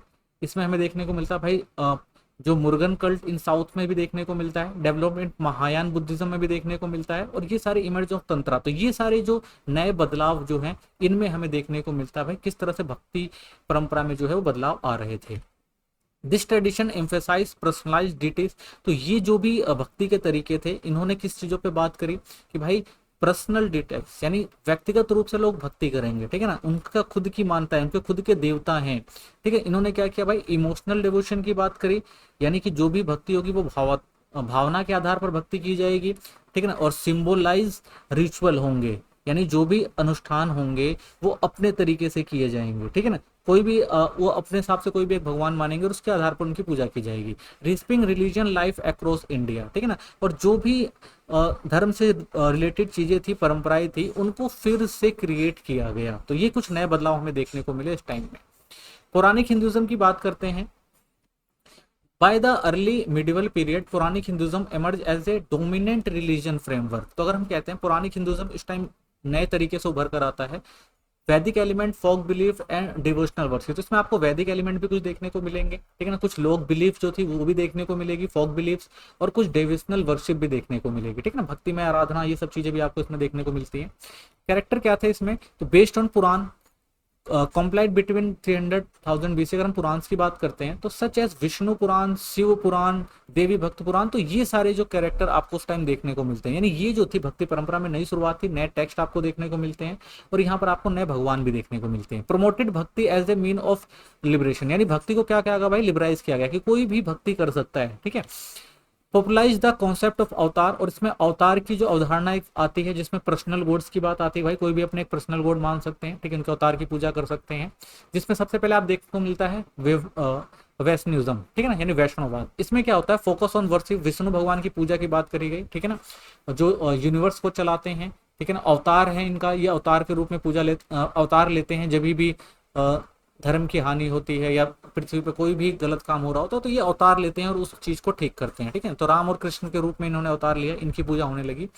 डॉक्ट्रिन फीचर, इनके फीचर अगर देखें तो कह सकते हैं Vishnu is regulated all prevailing, यानी ये सभी के पालन हरता है, ठीक है ना, सबके भलाई के लिए काम करते हैं, धर्म की रक्षा करते हैं, तो ये बात कही गई, ठीक है। प्रोमिनेंट अवतार थे इनके जो राम और कृष्ण थे, ठीक है ना, राम जो थे वो आइडियल किंग थे, ठीक है ना, और धर्म को आगे लेकर चल रहे थे। वहीं कृष्ण की बात करते हैं, वो टीचर ऑफ भगवत गीता के थे, ठीक है ना, तो उन्होंने क्या भाई अच्छे से संसार को चलाने की बात कही, ठीक है ना, अपनी ड्यूटी को अच्छे से निभाने की बात कही, ठीक है। स्ट्रॉन्ग एम्फेसिस ऑन भक्ति योगा, भक्ति जो थी इस टाइम योगा से जुड़ चुकी थी, ठीक है ना, भगवत गीता में देखने को मिलता है ये। पॉपुलर टेक्स्ट अगर देखें, भगवत पुराण हो गया, विष्णु पुराण हो गया, रामायण हो गया, महाभारत, तो ये कुछ पॉपुलर टेक्स्ट थे उस समय के। टेम्पल एंड प्रैक्टिस करें तो फ्लोरिशिंग ऑफ विष्णु टेम्पल आपको देखने को मिलेंगे, तिरुपति हो गया, श्रृंगाम हो गया, जगन्नाथपुरी, तो इन्होंने भी मंदिरों में जो थी पूजा काफी फेमस होने लगी थी उस टाइम। तो रिचुअल उस टाइम देखने को मिलता है आपको, पूजा अर्चना कीर्तन, तो ये नए तरीके थे पूजा करने के। शिविज्म की बात करते हैं तो शिवम वर्शिप ऑफ शिव, इसमें शिव जी की पूजा होती है कि डिस्ट्रॉयर हैं और रीजनरेटर हैं, यानी ये क्या कर सकते हैं भाई, चीजों को जन्म भी दे सकते हैं और चीजों का विनाश भी कर सकते हैं अगर चाहे तो, ठीक है ना। सुप्रीम डेटी है, सबसे सुप्रीम भगवान है ये, ठीक है ना, महादेव है ये। Shiva of Mahadev great god beyond time in the form, तो ये समय के साथ भी हैं और समय के बाद भी हैं, ऐसी मान्यता थी। Worship of Shivalinga symbolise cosmic energy, तो भाई शिवलिंग की पूजा होती थी जिसे कॉस्मिक एनर्जी माना जाता था। Integration of aesthetic and house holder aspect, ठीक है, तो इनकी पूजा कोई भी कर सकता था भाई, ठीक है। और Shiva is associated with yoga, Shiva जो जुड़े हुए थे किससे, योगा से, मेडिटेशन से, तप से, तो ये जो थी उनकी विशेषताएं थी। फिलोसफिकल स्कूल क्या कहते हैं, तो शिव सिद्धांता इन तमिलनाडु में देखने को मिलेगा जो इसको आगे लेके चले। कश्मीर शिविज्म आपको देखने को मिलेगा जो दो फिलोसफी की बात करते हैं कि शिव जो है वो अल्टीमेट रियलिटी है। टेम्पल और सिंबल्स की बात करते हैं तो फेमस टेम्पल जो आपको देखने को मिलेगा, कालिसनाथ टेम्पल देखने को मिलेगा एलोरा, सिंदबरम, और उसके बाद काशी विश्वनाथ, तो ये जो है इंपॉर्टेंट सिंबल है। वर्शिप का तरीका क्या था, अभिषेक, रिचुअल बाथिंग ऑफ लिंगा, यानी इसमें क्या होता था, अभिषेक का मतलब होता था शिवलिंग है उस पर जल चढ़ाया जाता है या उस पर दूध चढ़ाया जाता है ऐसे, ठीक है ना। मंत्र उच्चारण होता है, म्यूजिक वगैरह, तो इन सब चीजों से जो है इनकी पूजा की जाती है। शक्तिज्म की बात करते हैं, शक्तिज्म मतलब देवी पूजा, देवी की पूजा होती है इसके अंदर। सुप्रीम कॉस्मिक पावर है देवी के पास, ठीक है ना, इनके पास भी कॉस्मिक पावर है। बिलीव क्या था, goddess is both creator and destroyer, ये भगवान जो है भाई ये क्रिएट भी कर सकती हैं और डिस्ट्रॉय भी कर सकती हैं संसार को, ठीक है, और ये संसार को बनाए रखने में महत्वपूर्ण भूमिका निभाती हैं, ठीक है। और इनको दुर्गा, काली, पार्वती, लक्ष्मी, सरस्वती के रूप में पूजा जाता है, ठीक है। एनर्जी है इनके अंदर, ठीक है ना, दैव्य शक्ति है इनके अंदर, ठीक है ना, ये किसी को जन्म दे सकती हैं, किसी का चाहे तो विनाश भी कर सकती हैं, ठीक है ना, तो ये सब जो है शक्ति इनके पास है। वर्शिप की बात करते हैं तो ये देवी महात्म्य, ठीक है ना, मरकांडे पुराण, देवी भगवत पुराण, तो ये सारे जो इनके टेक्स्ट आपको देखने को मिलेंगे। रिचुअल क्या फॉलो करते थे, नवरात्रि, दुर्गा पूजा, तो इसमें विशेष प्रकार की पूजा की जाती है इनके लिए। सिंबलाइज है यूज ऑफ यंत्र हो गए, बहुत सारे मंत्र हो गए, ठीक है ना, आयन डिवाइन एनर्जी माना जाता था इनको, ठीक है ना। शक्ति ऑफ्टन मर्ज विद तांत्रिक प्रैक्टिस के आधार पर भी इनकी पूजा की जाती थी, तो अलग अलग तरीके से इनकी पूजा की जाती थी। मुर्गन कल्ट इन साउथ इंडिया, तो मुर्गन कल्ट आपको साउथ इंडिया में देखने को मिलेगा जो लोकल भगवान है, ठीक है, ऑल्सो नॉन कार्तिकेयन और सुब्रमण्यम भी माना जाता है इनको, कार्तिकेय और सुब्रमण्यम भी कहा जाता है। इस prominent of Tamil deity considered the god of war, wisdom and youth, तो इनको भाई युवाओं का भगवान, ठीक है ना, गॉड ऑफ वॉर भी कहा जाता है, बुद्धि का प्रतीक माना जाता है इनको, ठीक है। की फीचर क्या है, deeply rooted Tamil Sangam literature में देखने को मिलता है। Worship as the son of Shiva and Parvati, इनको कभी कभी भगवान शिव और पार्वती के बेटे के रूप में पूजा जाता है। एसोसिएट विद हिल श्रीन एंड, इनको नेचर के रूप में भी इनकी पूजा की जाती है, ठीक है। इंपॉर्टेंट टेम्पल देखा जाए तो पलानी है, तिरुवनंतपुरम, स्वामी मल्ली, तिरुवनंतपुरम, जो टेम्पल है, ठीक है ना, 6 अप्रैल देवी श्रीनिवास का टेम्पल आपको देखने को मिलेगा। रिलीजियस सिग्निफिकेंस की बात करें तो सेलिब्रेट इन स्कंद पुराण में आपको देखने को मिलेगा। ये blend local Tamil tradition with पौराणिक शिव वर्शिप का तरीका है, reflect religion devote and rise of भक्ति द्रविड़ कल्चर आपको इसमें देखने को मिल जाता है, ठीक है। और महायान बुद्धिज्म की बात करते हैं तो थेस्टिक एंड फिलोसफिकल शिफ्ट हुआ, यानी पहले बात करते थे बौद्ध धर्म जो था तो बुद्ध को एक व्यक्ति के रूप में पूजा जाता था, लेकिन बाद में क्या हुआ, इनको भी भगवान बना दिया गया। तो ये विचारधारा जो थी महान की थी, ठीक है, ग्रेट व्हीकल। यानी Buddhism emerge around first century as a reformist movement with Buddhism. तो बुद्धिज्म में जो है बदलाव आया, ठीक है ना, तो उनको भी क्या किया, भगवान के तौर पर देखा गया। तो बुद्धिस्ट तो आइडल आया, स्पिरिचुअल एस्पिरेट हु डिलाय निर्वाण टू हेल्प अदर्स, उनका भाई उनको निर्वाण मिल चुका है तो वो दूसरों की भी मुक्ति का रास्ता तलाश कर सकते हैं, तो ऐसी मान्यता कही गई। तो इम्फोसिस ऑन करुणा और फेथ की बात कही गई कि भाई करुणा और फेथ रखना चाहिए इनके अंदर। Buddha is alive to divine, को एक डिवाइन के रूप में पूजा जाने लगा, ठीक है ना, कि उनका बिलीफ था कि भाई उनको निर्वाण मिल गया तो दूसरों को भी निर्वाण दे सकते हैं। तो इंट्रोड्यूस पैथेनॉन क्लास्टिक बुद्ध बुद्धिस्ट, ठीक है, तो ये सारी जो मान्यताएं उस पर उभर कर आई, बहुत सारे लोगों ने इनको इंट्रोड्यूस किया, ठीक है ना, मंजूश्री, अमिताभ, तो इस तरह के जो बहुत सारे लोग थे इन्होंने इसको और ज्यादा आगे बढ़ाया, ठीक है। तो प्रजापति इनका टेक्स्ट प्रजा परमिता सूत्र, लोटस सूत्र, अवतामाक्षा सूत्र, तो ये कुछ सूत्र जो है इनके टेक्स्ट जो थे बुक लिखे गए इनके बारे में। तो रिलीजियस प्रैक्टिस की बात करें तो डिवोशनल वर्शिप होती है, जैसे और भगवानों की पूजा होती थी, सेम वही तरीका अपनाया गया, ठीक है ना, चैंटिंग वगैरह हो गया। इनके बहुत सारे पिलग्रिम्स भी बनाए गए, ठीक है ना, प्रेयर व्हीकल, तो ये सारी जो थी उनसे जुड़े हुए थे रिलीजन प्रैक्टिस से। Establishment of the monasteries and Vihar across central, और बहुत सारे मोनेस्ट्री और विहार भी बनाए गए इनकी पूजा के लिए, ठीक है ना, सेंट्रल एशिया तक और सेंट्रल एशिया तक इनका जो प्रचार हुआ। फिर आता है इमरजेंस ऑफ तंत्र, देखते हैं। तो Tantra was tradition that focus ritual power है, ये भी एक तरह से सिंबलिज्म, ठीक है ना, किसी का प्रतीक माना गया। डायरेक्ट स्पिरिचुअल एक्सपीरियंस के द्वारा इनकी पूजा की गई। एक ही कॉन्सेप्ट इसमें यही था भाई कि देवी पूजा थी, ठीक है ना, देवी को एक सिंबलाइज बनाया गया, ठीक है, उनको एक पावर के रूप में पूजा जाने लगा, ठीक है। Universe is a manifest of divine energy, ठीक है ना, तो पूरे यूनिवर्स में जो है इनको एक भक्ति में एनर्जी के रूप में देखा, जो शक्ति है सारी एनर्जी उनसे ही होकर निकलती, तो ऐसी मान्यता थी। स्पिरिचुअल लिबरेशन थ्रू रिचुअल, मंत्र हो गया, यंत्र हो गया, ठीक है, बहुत सारी दीक्षा वगैरह ऐसे बहुत सारे प्रैक्टिसेस की जाती थी। यूनिटी ऑफ अपोस्ट, इसमें मेन चीज ये थी कि भाई सबको समानता दी गई, चाहे मेल हो चाहे फीमेल हो, ठीक है ना, इसमें अशुद्ध अशुद्धता की बात नहीं रखी गई।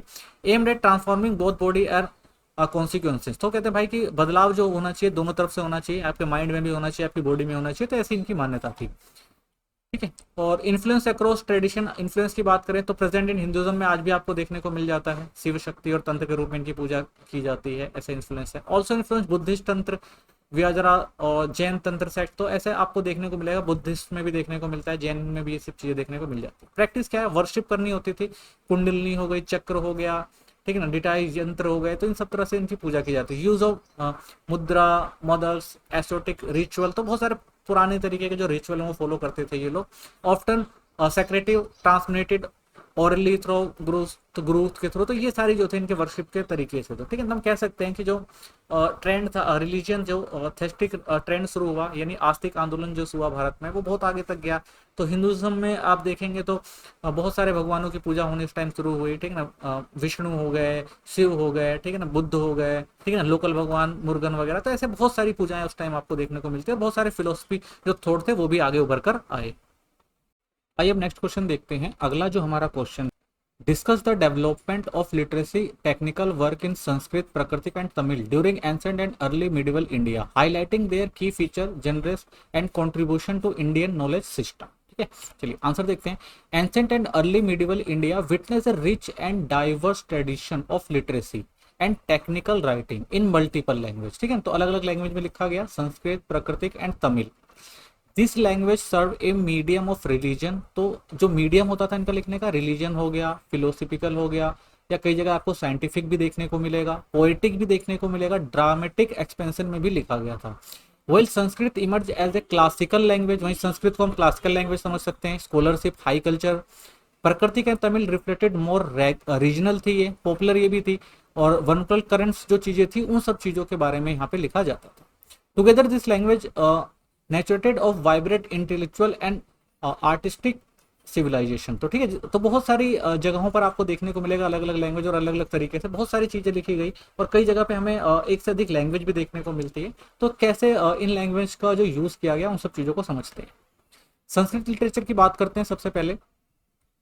तो Sanskrit divert from the Vedic tradition become the language of elite. तो जो संस्कृत थी वो एलाइट की लैंग्वेज हुई थी, खासकर ब्राह्मिकल टेक्स्ट लिखे गए, इसमें फिलोसफी लिखी गई, साइंस से रिलेटेड बहुत सारी चीजें मिलती है। Produce a vast corpus and both religion and secular work. ठीक है, तो हर काम में आपको जो है संस्कृत उस समय देखने को मिलती है। रिलीजन और फिलोसफल टेक्स्ट की बात करते हैं तो यहाँ पे बहुत सारे आपको वेदास और उपनिषद दिख जाएंगे। कौन spiritual Hinduism dealing with ritual हो गए, वहाँ पे जो भी होते थे हाइमन जो भी मंत्र वगैरह हो गए, ठीक है ना, कॉस्मोलॉजी हो गई और मेटाफिजिक्स हो गई, तो हर चीज के बारे में वहां पर आपको देखने को मिलेगा। भगवत गीता ऐसा स्पिरिचुअल है, एथिकल डायलॉग है, ठीक है। महाभारत में आपको देखने को मिलते हैं, पुराण आपको देखने को मिलेंगे, माइथोलॉजी हो गई, कॉस्मोलॉजी, जेनोलॉजीज, ठीक है ना, मोरल टेस्ट, तो ये सारी चीजें आपको पुराण में देखने को मिलती है। धर्मशास्त्र हो गई, ये टेक्स्ट ऑन लॉ हो गया, यहाँ पे एथिक आपको देखने को मिलेगी, जो सोशल ड्यूटीज है, ये सारी चीजें आपको यहाँ पे देखने को मिलती है। इपिक एंड क्लासिकली पोइट्री भी आपको इसमें देखने को मिलती है संस्कृत में, जैसे महाभारत और रामायण में आप देखेंगे ना, संस्कृत इपिक कॉम्बाइंग मीथ, मोरलिटी, ठीक है ना, स्टेट क्राफ्ट, तो ये सारी चीजें भी देखने को मिलती है संस्कृत में। काव्य देखने को मिलेगा आपको, जिसे पोइट्री कहा जाता है। कालिदास ने बहुत सारी पोइट्री लिखी है, जैसे मेघदूता हो गया, रघुवंशमा हो गया, अभिजात शकुंतलम हो गया, तो ऐसे बहुत सारे ग्रेसफुल लैंग्वेज है जो रोमांटिक थीम्स, तो ऐसी बहुत सारी चीजें आपको देखने को मिलती है। भैरवी हो गया, माघ हो गया, भक्ति और एग्जाम्पलर ऑफ पोएटिक कॉम्प्लीमेंट, जैसे बहुत सारी चीजें जो है आपको संस्कृत में देखने को मिल जाती है लिटरेचर में। ड्रामा और एस्थेटिक्स भी आपको देखने को मिलेगी, जिसमें आपको प्ले राइट बहुत सारे देखने को मिलेंगे, जैसे भाषा हो गया, कालिदास, भाववती हो गया, road famous play and EPIC romantic theme, तो ये सारी चीजें आपको वहां पे देखने को मिल जाती है। ऐसे नथ्यस्त्रा हो गई, ठीक है ना, Bharata, an ancient guide, drama, dance, music, ठीक है ना, और introduce the rasa theory, the idea of creating different emotion हो गया ऑडियंस का, जैसे लव हो गया, एंगर हो गया, तो जो, तो ये सारी चीजें आपको संस्कृत में देखने को मिल जाती हैं। और साइंटिफिक और टेक्निकल टेक्स्ट भी आपको देखने को मिलेगा, जैसे ग्रामर हो गया, पाणिनि ने जो अष्टाध्यायी लिखी है, most advance system linguistic analyse किया गया इसके अंदर, एशियंट वर्ल्ड के अंदर। ऐसे मैथमेटिक और एस्ट्रोनॉमी आपको देखने को मिलेगी, जैसे आर्यभट्टा ने लिखी थी, ठीक ना, और वेरमेर ने, वरहा मिर्ही, बृहद संहिता, ब्रह्मगुप्ता, कवर्ड, अल्ब्रा, अर्थमेटिक हो गया, प्लानिटरी मोशन हो गया, तो ये सारी चीजें भी आपको जो संस्कृत टेक्स्ट में देखने को मिल जाती है। मेडिसिन के बारे में आपको देखने को मिल जाएगा, चरक साहित्य हो गया, सूत्र समीक्षा हो गई, detailed work of Ayurveda, surgery, diagnosis, तो इन सब चीजों की भी जानकारी आपको संस्कृत के बहुत सारे साहित्यों में देखने को मिलती है। फिलोसफी आपको देखने को मिलेगी, न्याय सूत्र, ब्राह्म सूत्र, साम्य, कारिका, कमेंट्रीज ऑफ शंकरा, वस्त्याना, तो ये सारी चीजें आपको इनकी बहुत सारी फिलोसफी की जो बुक है वो संस्कृत में देखने को मिलती है।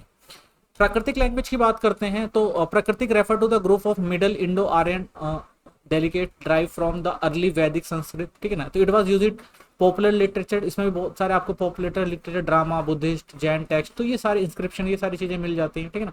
तो ये जो आर्यन डेलिकेट थे उनके द्वारा इनको सबसे पहले अपनाया गया था। तो ये जैन प्राकृतिक लिटरेचर आपको देखने को मिल जाएगा, जैन यूज अर्ध Magadhi, Sauraseni Prakrit, extensively Agama, pressure technique of Mahavira, originally oral, later written, down of Jain monk, तो ये सारी चीजें आपको देखने को मिल जाती हैं। टेक्स्ट लाइक उत्तराध्यान सूत्र हो गया, आर्य सूत्र हो गया, कल्पुत सूत्र हो गया, कॉन्फ्लिक्ट एथिकल हो गया, कोस्मोलॉजिकल हो गया, मोस्टिट कोड्स हो गया, तो ये सारी चीजें भी आपको जैन साहित्य में देखने को मिलता है। तो Jain literary emphasis non violence, asceticism and truthness, तो ये सारी चीजें भी देखने को, ठीक है, नॉन वायलेंस हमने पढ़ा था, तो ये सारी चीजें भी जो आपको जैन धर्म में देखने को मिलती है, ठीक है ना। सेकुलर एंड पोएट्री लिटरेचर भी आपको देखने को मिल जाएगा, गाहा शास्त्री, ठीक है ना, 700 सॉन्ग है इसके, एट्रीब्यूट टू किंग हाला, collection of love poem, Maharashtra pectic, ये सारे देखने को मिल जाता है। प्राकृतिक वास्तव use Sanskrit drama, female love, class character, ठीक है ना, लिंग्विज्म, रियलिज्म, तो ये सारी चीजें आपको देखने को मिलती है। इंस्पिरेशन भी आपको बहुत सारे देखने को मिल जाएगा प्रकृति में, अशोक ने बहुत सारी चीजें लिखवाई थी प्राकृतिक में, ब्राह्मी स्क्रिप्ट में, ठीक है ना, तो बुद्धिस्ट धर्म की बहुत सारी जो सिंपल लैंग्वेज होती थी इसलिए इसमें लिखाया गया था। न्यूमरस प्राकृतिक इंस्पिरेशन आपको देखने को मिल जाएगा, ठीक है ना, document, grants, donation, social order, तो ये सारी चीजें भी इंस्क्रिप्शन में जो करी गई थी वो सारी चीजें भी आपको देखने को मिल जाती है, ठीक है। तमिल लिटरेचर की बात करते हैं तो Tamil, a drive-in language has been unbroken literary tradition dating back to at least second century, ठीक है। It represents regional culture, तो ये रीजनल में देखने को मिलता है, साउथ इंडिया में बहुत सारे बॉर्डर जो एरिया हैं कनेक्टेड है, तो वहाँ पे आपको देखने को मिल जाएगा भाई कि बहुत सारे जो है जगहों पर जो है आपको साउथ की लैंग्वेज में तमिल लिटरेचर में बहुत सारी चीज़ें देखने को मिल जाएंगी। तो संगम लिटरेचर आपको देखने को मिलेगा जो प्रोड्यूस बाय तमिल पोएट जो थे Sangam academic. This text reflect heroism, love, ethics, social, ये सारी चीजें। मेजर एंथोलॉजी एथु कोई जो था 8 एथोलॉजीज लिखी गई हैं, 4 to 10 डेल्स। तो ऐसी बहुत सारी थीम जो इनकी थी, जैसे डिवाइड इनटू आकम हो गया, पुराण हो गया, ये सारी चीजें। ऐसे ही फेमस वर्क देखें तो पुरनुरना एंड ये सारी चीजें आपको देखने को मिल जाती है। अगर एथिकल और डायडेटिक वर्क की बात करें तो Tirukkural by Thiruvalluvar a timeless collection, 1303 couplet, virtue, arm, wealth, ये सारी चीजें भी आपको इसमें देखने को मिल जाती हैं। ठीक है। Now as secular wisdom, universal ethic, concept expression, तो ये सारी सेकुलर विजडम, तो ये सारी चीजें भी आपको इसके अंदर देखने को मिल जाती है। ठीक है ना। भक्ति और डेविशनल लिटरेचर भी आपको देखने को मिलेगा। 6th century ऑनवर्ड में तमिल में लिखा गया था। जैसे अलवर के बारे में लिखा, नैनारो के बारे में लिखा गया था। उन्होंने जो भी चीजें कंपोज करी थी उन सब चीजों को आप लोकल तमिल लैंग्वेज में देख सकते हैं। दिव्य प्रबंधनम और तरुण बिकम स्क्रेड या विष्णु और शिव ट्रेडिशन, तो ये सारे ग्रंथ भी जो है आपको कहाँ देखने को मिल जाएंगे, तमिल में देखने को मिल जाते हैं। ठीक है। तो कह सकते हैं literacy and technical tradition of शक्ति प्राकृतिक, तो जितने भी लिटरेचर है वो हर लैंग्वेज में लिखे गए थे। हर फिलोसफी जो भी फिलोसफिकल एक्सेलेंस रहे हैं, तो वो हर जो भी भाषा थी, नॉर्मली अगर देखा जाए संस्कृत, प्राकृत, तो तमिल में आपको देखने को मिल जाते हैं। ठीक है। तो ये लैंग्वेज में आपको अलग अलग तरह के जो भी उस समय इतिहास से रिलेटेड जो भी कल्चर और सोशल चीजें हैं, वो सब चीजें यहाँ पे देखने को मिलती हैं। ठीक है। चलिए, धन्यवाद। इसी के साथ वीडियो खत्म होती है। चैनल को सब्सक्राइब करें, लाइक करें, और कोई कमेंट है तो जरूर करें। धन्यवाद।